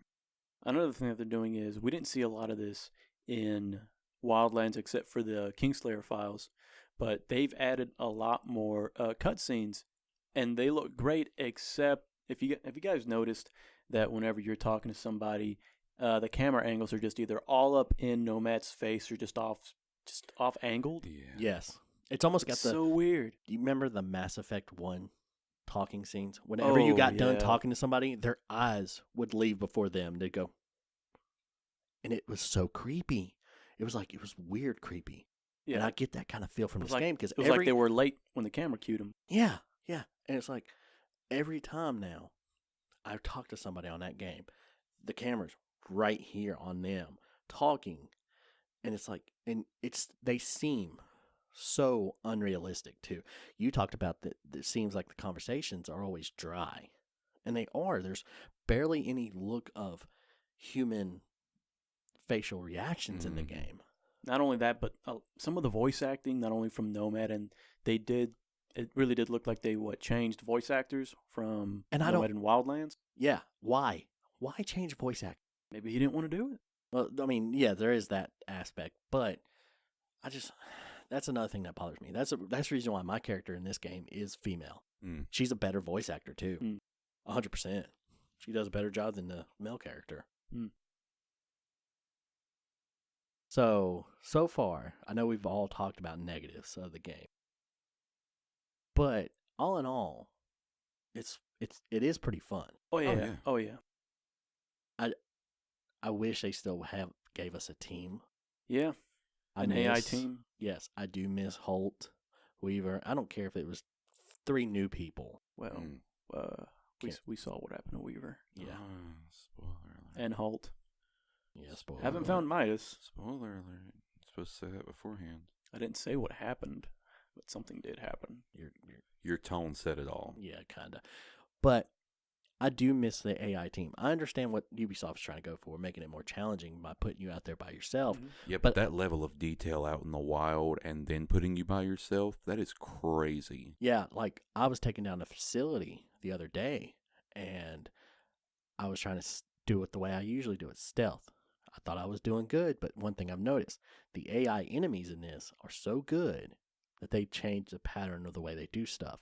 So I had watched this route or the enemy takes, and I knew the guy sitting right here, they would never see him. So I took him out. Not only that, but it seems like there's more communication with enemies between themselves. Yeah, They, like they really play into the story of these are trained people. These aren't the devil's cartel that was hired out of your village. Santa. I was waiting for it. Santa. Sorry. couldn't resist. Those guys not trained. They could fire pretty good, but they weren't trained. They weren't trained to go up and check on the guy who he's standing by himself. Yeah. Or is maybe in a spot that might be easily targeted. Mm-hmm. I do like the fact that there's different factions of enemies out there, from the wolves to Sentinel to the homesteaders. Yeah. I haven't had any problems with the homesteaders yet. Are you trying to... Well, they're not an enemy. I'm just saying they are a faction. Okay. Yeah. You're talking about them actually being a faction themselves. Yeah. Now, one thing I'm kind of in love with but hate at the same time is the robotics in this game. The drones and everything make great enemies, but they are way too tough. Oh, they really are. Like, this man saw me take down a behemoth tank one day because he talked me into it. I literally rode up on it because I was just going to loot the area, and there was a behemoth tank, and I snuck around, did everything. He's like, no, take it on. Mm-hmm. So I did, and it used up almost all my resources. Only thing I had left to kill the thing with was 12-gauge shotgun, and if I wasn't a field medic, I would have died 2 other times. But I was a field medic, so I was able to revive myself. And I do like the special characteristics of each class. Like, oh yeah, now that is cool. My class, the Panther class, love it. I was reading tips and tricks and hacks. Most of them were about the Panther class. Now, don't get me wrong, Sharpshooter has some awesome classes. Yes, that's what I use. And Field Medic, you can heal yourself once you're down. Yeah. But the Panther class, like if you're spotted, your special ability is automatically cloak and gun and get out of there. See, that's cool. Yep. That is cool. You're less spotted by AI. Like drones flying over, I don't even have to go prone camo 90% Oh, you of the don't time. see. I have just to go do that. prone, and they don't see me most of the time. Okay. See, I have to worry because I'm a field medic. I have to worry about prone camo. And that's one thing about being spotted in this game versus Wildlands. Oh my god! There's- I know. If you guys notice that it feels like there's more enemies There's more in going on. the area than there were yeah. in Wildlands. I can't even drive like You can't 100 yards without an enemy You spotting can't me. run 10 seconds without running into an enemy. No, they are just Yeah, everywhere. and that's another thing with the AI. They've done stuff like that to make it. And have y'all tried to do stealth kills yet? Besides the tutorial I stealth did. kill? I got one guy. That's it. Yeah, it's so hard. Mhm. If you're not at a crawl pace, they'll hear your footsteps. I mean, I'm not having trouble with this. I'm serious. Like they can hear footsteps, but I've walked behind a lot of enemies and just shanked them. Oh, you just got great timing then. And I've 'cause- also That's noticed that crazy. there's a certain like time when they notice. Like one of them will turn around and I'm like walking up to him and I'll just rush him and still get the attack before he gets a shot out.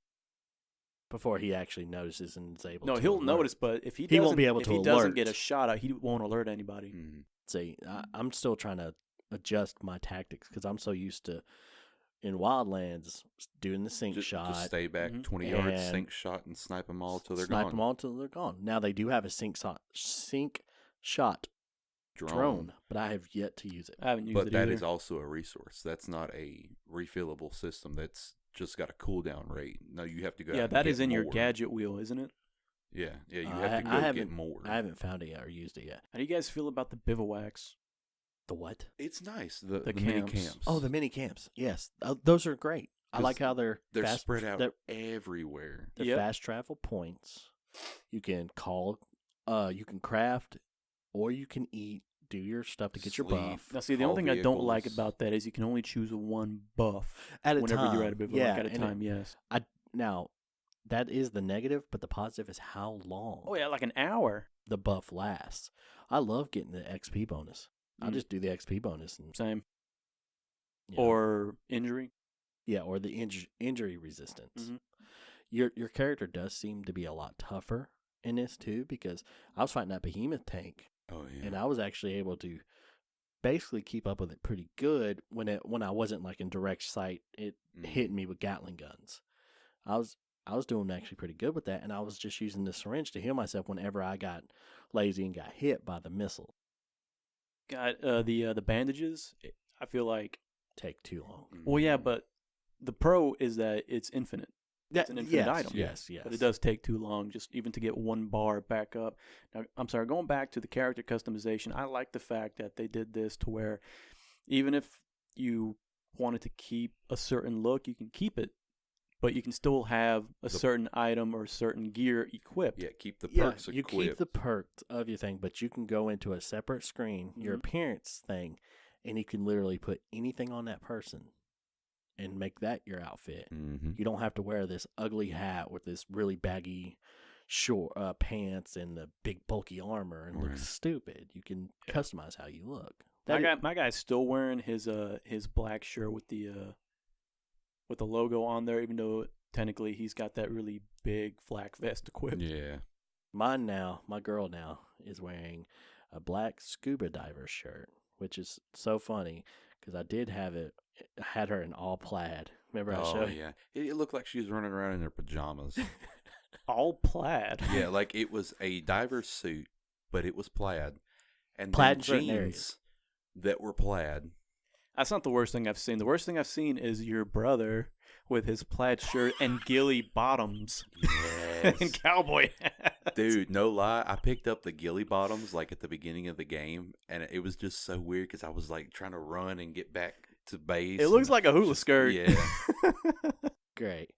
Other than that, all in all, It's still a pretty fun game. it is. Oh, yeah. I really like it. Mm. It's got some downfalls. Yeah. Yeah, but overall, even it being an RPG, I still find myself wanting to go back and play more. Oh yeah. Oh my God, we have had a breakthrough. He has said it, It's no Destiny, but but we've had a breakthrough. This is a great. it's no moment. KOTOR, but This is a great moment. anyway, moving on. truly unfathomable. It really is. Moving on. Oh, you ready to move on now? Yeah, we're Okay, well, hang on. Before we do that, what would you rank the game out of a 10? Oh man, I haven't even finished it yet. Well, that aside, this is first glance looking at it, playing the 15 minutes. Overall, for all players, I would say good 7.5. Okay. I'm there. I'd say 7.5 to 8. Okay, I'm going to go a little bit on the lower scale. I'm going to give it like a 6 to 6.5. And the whole reason why is I really cannot look past that character creation. Gotcha. If this was a brand new technology that it's very unusable, Right. I'd be like, okay, that's understandable. But it's not. Mm. That bothers me to a big time extent. But I mean, it's still really great. Right. So I do give it that.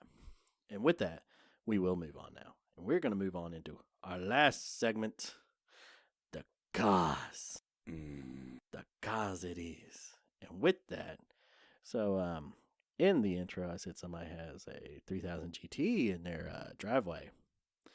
That man, Saren Legend, he has bought Yes. himself. Remember we talked about the episode before. Yep, 2 episodes ago. We talked about we need to learn to drive stick. Right. We gave you all a list of cars. So It wasn't on it. it wasn't on it, but No. it's kind of funny how it fell into his lap. Yeah. But with that being said, I'll let you go over the details. It's your car. So yeah, we looked over quite a few cars we could get for $5,000 or under. That would be a good cheap car for us to learn stick on. Something I was hopefully not going to get attached to because I was wanting to. Too late. Yeah, I know, right? Next year, around the March-ish time, go ahead and get an R32. And I've always loved the idea of having an R32. It's all-wheel drive. It's right hand. It's stick. It's oh man, It's hat. It's hat. But yeah. So flipping through cars, I automatically just got bored. I was like, you know what? Facebook, set it to $5,000 max. Cars, closest ones, go. And one of the first ones I saw was a Mitsubishi 3000 GT. Same. It's a 93? 1993 Mitsubishi 3000 GT. I automatically thought, oh man, these things are cool looking, but 90% of them are front wheel drive. And then I saw the 3 digits that I needed to see. VR4. Now, for those who don't know, the VR4 spec of the Mitsubishi 3000 GT is their all-wheel drive dual turbo of this car in a V6. Yes. Pushing a standard 320 horsepower at its prime. That's so crazy because my V6 regularly, without it being turboed, makes 315. Yeah. Well, no, 305 from factory. I have a cold air intake. Does it do anything? Yes. Are you sure? Yes. Does yours not? Have you put it on the dyno? I mean, it was dynoed before I bought it, and it literally 315. No, I mean, you haven't tuned it yet. They did it. Oh, they already tuned it? Yeah. 315. Well, your car isn't all-wheel drive. No, that's true, too. Or a stick. But yes, super excited because now we have a car to learn on. Yes, we do. It's an awesome standard car to build on, so if I wanted to make it go even faster... I'm going to say something about that. You better check them damn bolts. Yeah, that was a pain. Yeah, so apparently when I met the owner, he told me he actually had a lot of 3000 GTs. And he even said that, yeah, he's got another 3000 GT that he stole the engine out of, and the body is just sitting at his father's house. So Which it was. Yes. So he told me that if I bought the VR4, he would let me pick off any parts from the body that's sitting at his father's house. Now, granted, we needed these parts because a tree had fell on the VR4. Not a big deal. A few dents here and there. He replaced the windshield. Everything looks pretty nice, not too bad. And then we went to work on the car. We're talking tetanus. We're talking spiders. We're talking Death. We're talking rust. And a lot of it. Talking rust, brother. We're talking about I broke 2 tools Yes. trying to bust. How many stripped bolts did we have at that point? Oh man, I think we had just 10 on the rear bumper. Yeah, we broke I don't know how many heads off bolts too. Boy, let me tell you, It was bad. So it's funny because we started out, we wanted the dash out of the parts car, Right. the 2 front fenders, the bumper, Yes. and I think there was something else. It was the front bumper, the rear bumper, the front fenders, the hood, the dash, and I think I was gonna try to get it's like a little quarter panels that sit on top of the tail lights. Right. They're remember only those, like yeah. this big, but we couldn't figure out how to get them off, so we kind of just ripped them off. And it broke. Did Yeah. it break? Yeah, and we couldn't get the side skirts. Nope. Yeah, we just said goodbye to the side skirts. We also messed up the side skirts. Oh yeah. Well, it didn't matter. They're messed up. So, front bumper comes off fine. Actually, I didn't even have to take that off. The previous owner had the front bumper and the hood sitting Ready. off to the side. I just loaded it up in the truck. Nice. So, started off great. After that, we started with the Fenders. fenders. A little bit hard to get to. We had Right. problems with some bolts. We've broken a couple by this time. Mm-hmm. Understandable. Wasn't hard. It was just trying to find the bolts in the spot because, they're inside the body somewhere, Right. or fender well hidden, or inside the door, stuff like that. Get the first fender off, fine. Start to go to that back fender, or start to go to the dash, me and Aaron here. We split up. One team was working on the left fender. Me and Spud were working on the dash. And oh my gosh, that's where everything fell apart. I think we spent a good hour and a half just trying to figure out how to get the dash out? Yes, because we were trying to find where the screws were. You actually had to remove the center console from it. There was 2 bolts there. One of them came out fine. The other one was stripped, so we were trying to work around that. The other plastic part of the center console came up. We had screws in like a weird angle that were pointed that way that none of the tools, screwdriver sizes that we had could get to. Mm-hmm. So we're coming in at an angle. It's stripping out the head of the bolt. We don't have a circular saw to kind of just take, cut it off or cut the stuff like that. I mean, oh my God. And we couldn't come back because the current owner was taking it to the scrap that same day. So if we didn't grab it, it was gone. Yeah, so we were trying to do this haul. So after 2 or 3 stripped bolts on the dash, we just finally said, you know what? Is it cheaper for you to get a brand new dash? Because what really They're that, like $180 online. Right. But what really made that decision is when we were trying to find how to drop the steering column. Because you got to drop the steering column to grab the dash. 2 bolts or 3 bolts in the dash. Something like that. Yeah. But by that time, we were having so many problems with the rust on the head of the bolts. We were just mad. So I asked him, I was like, we're just going to forget the dash. And he's like, okay, that's fine. Then we go to start work. On the rear bumper. On the rear bumper. I hate your car. I hate that rust bucket car. So we start to see where it's all connecting. And, you know, I'm thinking the bumper is only being held on by like 4 or 5 screws underneath the car. Nope. Mm-hmm. It had the 4 screws underneath the car. 2 inside the rear fender well. Mm-hmm. Like 13 underneath the taillights.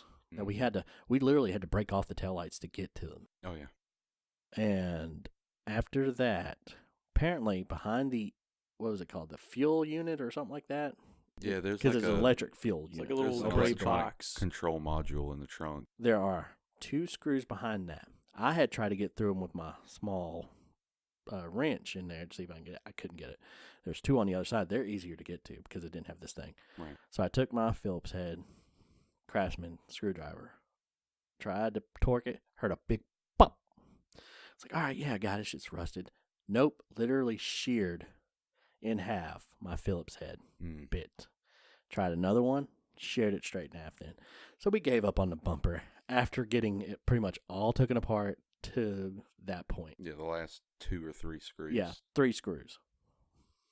Then we got the last. By that time, we were mad. Oh, yeah. We were trying to get that last fender off, and the side skirt was in the way. We just like kick it, just kick it. It's weird because the fenders are all metal, but the side skirts are like Plastic. PVC plastic, yeah, something like that. We just kicked it underneath the car, and finally got that last one. We're like, we're done. I said, I'm sorry. I'm not dealing with this car anymore. But you're right. And the only downfall I think we found with the car so far, it runs great. Oh, don't run now? I mean, yeah, it runs. But Oh, yeah, you're still having battery problem. That's right. Yeah, so apparently we went to crank the car. It didn't crank, so we thought it's either the battery or the alternator. Take the battery, get it tested. Battery tested good. It was just tested showing that it was having too much power drawn out of it. So obviously the alternator isn't giving it the power that it needs. Have the alternator tested. The alternator tested showing that Who didn't turn off their phone? continue. the alternator tested showing that it was putting out a little bit of power, just not enough to keep the battery charged. And that's what the alternator's supposed to do. Yeah. So new alternator. Called my mechanic. I was like, listen, just give it a little test drive, check all the fluids, oil change, spark plug, just do the basic stuff. I mean, pretty basic stuff. I just didn't want to have to deal with it. So he checks all the fluids, does the oil change. Oh, you've already took it up there too? Yeah, it's already there. You didn't tell me this. Yeah, I've already had it taken up there. It's sitting there right now. But yeah, he's already ordered the new alternator. It's gonna be like $120. It's nothing bad. And then he gets to the spark plugs. He's like, hey, you know, it's a Mitsubishi, right? And I'm like, yeah, I bought it. Oh, no. He's like, these front three are awesome. I can just like reach in with my hand, get them all out. And I'm like, yeah, I know. The front three are easy. It's the back. He's like, yeah, the back three, they're under the entire intake manifold. I'm like, yeah. I would have done it myself, but I kind of figured you guys could do it. That's why I pay you. Yeah, it's your job. He's like, well, listen, that's going to take like 2 hours. And to be honest, that's taking up a lot of my time. It's going to be about $130 worth of labor. I said, nope, that's $130 worth of labor, and then $5 a spark plug. That's 6 spark plugs, another $30. We're looking at $160 to change spark plugs. No, thank you. I will do it myself. That's something me and you will tackle. Yeah, we can do that in a day. I was just thinking, not while going to be he's bad. there. Yeah, but apparently that wasn't the case. Last but not least, Justin drove it there for me because, I had to go to work, didn't have time, can't drive it yet. So he said by the time he got there, he had only third and fourth. Oh, no. He said first gear wasn't working, second gear wasn't working, fifth gear wasn't working. He tried to back it up, and almost nothing happened. So the transmission shot. Oh, It's pretty far gone. The good news is we know a transmission guy. Oh. Bad news is that's still going to cost money. Yeah. That's big. Yeah, it sucks, but these are the risks you take, though. Yeah, well, I'd rather have a rebuilt transmission anyway. It's something strong, reliable. I'm going to be using this car for a long time. It's not like I need it now. It can sit in my yard for a little while. It's a weekend car. Don't make it like Carl and Zelda. No, it's not going to the graveyard. Better not. This car, even with its mechanical faults, it's a 93. Oh, yeah. It is 26 years old. Mm-hmm. It is technically a classic car now. Yeah, it's technically classic car. Hell, you got 4 years and you don't have to get it inspected no more. 30 years. That considers a classic car. So we understand there's going to be some faults with it. You get when you get a classic car, this is the stuff you run into. Oh yeah. But it's expected.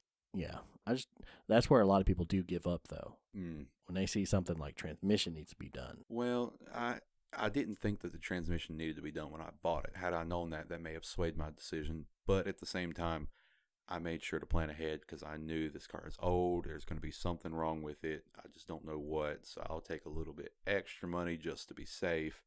And I have that little extra money to fall back on. Okay, so it's not going to hurt us that bad. Not or too hurt bad. you that bad. Yeah. That's good. I like the car a lot. I've always been a bigger fan of Mitsubishi than I have, besides Nissan, because Nissan Skylines and everything like that. Right. I've always been a fan, though, of the Mitsubishi, especially 3000 GT, and especially the Eclipse. Beautiful cars back in the day. Beautiful, beautiful cars. So it actually kind of threw me for a surprise when you said that you were getting a Mitsubishi. Like, I was not expecting that. No lie, I actually wanted the Stealth. It's just, it's not as attractive, and they're not as easy to find. Or they don't have the aftermarket stuff. They don't have they? Well, yeah, they're not as big in the aftermarket world as say the body stuff for the GT. But everything else internally, it's the exact same as the GT. Yeah, true. Exact same. So, what's our plans for this car? Definitely going to be a really cool weekend car. This may be the new Anime Royalty Radio car. Uh-oh. It is something that we're going to learn sticking, which hopefully if the dude redoes the transmission, the damn clutch won't have to go all the way to the... Oh, no. That's how they're built. That's how it's staying. Never mind. Does it have a really long clutch? It's got a really heavy, long clutch. Yes. That's kind of like Carl. Carl had a really long clutch. To the floorboard heavy clutch? Yep. Oh, God. Like, you basically got to stomp that thing. Mm-hmm. Like, Mom couldn't even crank the car her first 3 times trying it. Wow. Yeah, he told me that, and I was like, oh, God, we're going to try and learn on this, too. This is going to be so much fun. Yeah. So, we have our car. Just hopefully it plans out. We'll probably make some videos to put on the channel of us working on it and stuff. Eventually, like I'd like to be able to take it to a few shows. Oh, yeah. Which, by the way, next week, guys. Next weekend. Yeah. You don't know what I'm talking about. No. Charlotte Car Show. That's Big Boy Charlotte Motor Speedway Car Show. I was thinking, like, Anime conventions. Well, that too. Got to It's not slap next some weekend. bays on there, though. No, that's But they're coming up. where we take the car. Oh. Yeah. Oh. Yeah. I mean, it'd be kind of expensive to take it to the Charlotte Car Show just by ourselves without a group. Not really. Yeah. No, it's not that expensive. You just have to be willing to sit there with your car. Oh, okay. But the car show for Charlotte, it's more classic cars. Right. They're starting to get more in there. Like you'll see the Super Club, you'll see stuff like that. But that's really about it. You know what I mean? I mean, yeah, It's the all Queen classic. City Challengers, the Super Club, stuff like that. But most of them are classic cars anyway. Mm. So, yeah, get to go walk 10 miles. No, thank you. I knew that would tell him. No, it's not that bad. It's in October. Usually it's in September. Oh, all right. So it's not going to be hot. Nah, I don't know yet. We got to look, see what next Saturday's forecast is. But I know this is the thing that I tell everybody about that me and my dad have done forever. Since I was like able to walk. This is what me and him have done. So, with that being on, we're going to move on to Aston Martin. Now, Aston Martin, as you know, is big on their James Bond. And I think almost every Bond movie has had an Aston Martin in it. I could very well be wrong with that, but as far as I know, they've always had some type, even the bad guy or them have had an Aston Martin. Right. Just about, yeah. Just about. With that being said, the new James Bond movie, Aston has came out and said they are going to put one of every. Well, they said that there would be 4 vehicles, and these vehicles range in years because they were, the same vehicles like the old DB5, Sean Connery, James Bond. Actually, I have them right here. The old Vantage, the nice, front and boxy looking Vantage. Yeah. So older vehicles as well as newer and also more modern vehicles like the Valhalla, which I'm not really all that great on. It's ugly. Yeah, it's a lot. It's much. It's a lot. It's much. It's much. It's much. As well as the DBS Legra. Ooh. I love me a good DBS. No. But I like the fact that they're bringing all the vehicles in this one movie. Well, from what I know, too, and this is speculation, James Bond is now going to be a female. That's what the thing said. It's supposed to be a female. I don't know. I didn't hear. No. Okay. This is not a strong one to end on. No. No. I mean, they've had so many male characters in the past. Who knows? They might. You know what would be cool? If they did a spin-off movie with Moneypenny. I would watch that. Moneypenny. Mm. You don't know who. No. It's his secretary. Would you not? Would you not watch that? And she was in the field. Yeah, she was. Skyfall. Yeah, she was. And then they put her behind a desk because she shot James. Yep. She had to. Wow. Yep. But who knows? We'll see. I mean, kind of like with this new... You have no care in the world. I'm watching you. Wow. It's okay. You can just stand there. Standing. But it's kind of like with the new Men in Black. Oh, yeah, when they changed it to a Lexus after the old Ford POS, as they called it. Talking about character. Oh. Yeah. I thought we were talking about the cars. No. But we can talk about the cars here in a minute. But yeah, about the movie anyway. But yes, going back to the cars, I think it's really sweet seeing old, present, and future-ish cars being present in this one movie. Mm. Sorry. They're a Bond statement. Bond Mhm. has always got to have the cool car. Oh, yeah. He's Bond. Cool like car even and the gadgets. old Bond stuff. Like, do you remember? I think it was Man with the Golden Gun. Them driving around in the AMCs. Mm-hmm. That scene was beautiful. But see, they've always got to have some tool. James Bond can't be in some ugly car. It has to be cool. That's right. Even if it's American. Yeah, it has to be cool. And it's going to have built-in guns and oil slick. My favorite one is, what is it? Tomorrow Never Dies with Pierce Brosnan as James Bond. He had so there's like the first M5. It was so cool. I don't know why. I thought that car was awesome. It just looked great. It had missiles that shoot out the headlights. I was like, this is awesome. Yeah, so But you're right. Bond has always had the cool car, and it's nice to see Aston finally put more into it because for a long time they were gone. That's the reason why they only have 4. So, but I think that's it, guys. I think so. I think we're all ready to chill. Gotta go cook. Pass out. For the wifey. Yeah. Well, you got to pass out because you've been working nonstop. Yeah. Dead. And the camera's still on. It's amazing. You're still here? You've been watching this entire time? You're in too deep. You're in too deep. Too deep. But, so, we need an outro. I'm tired of trying to do my outro. We need an actual outro.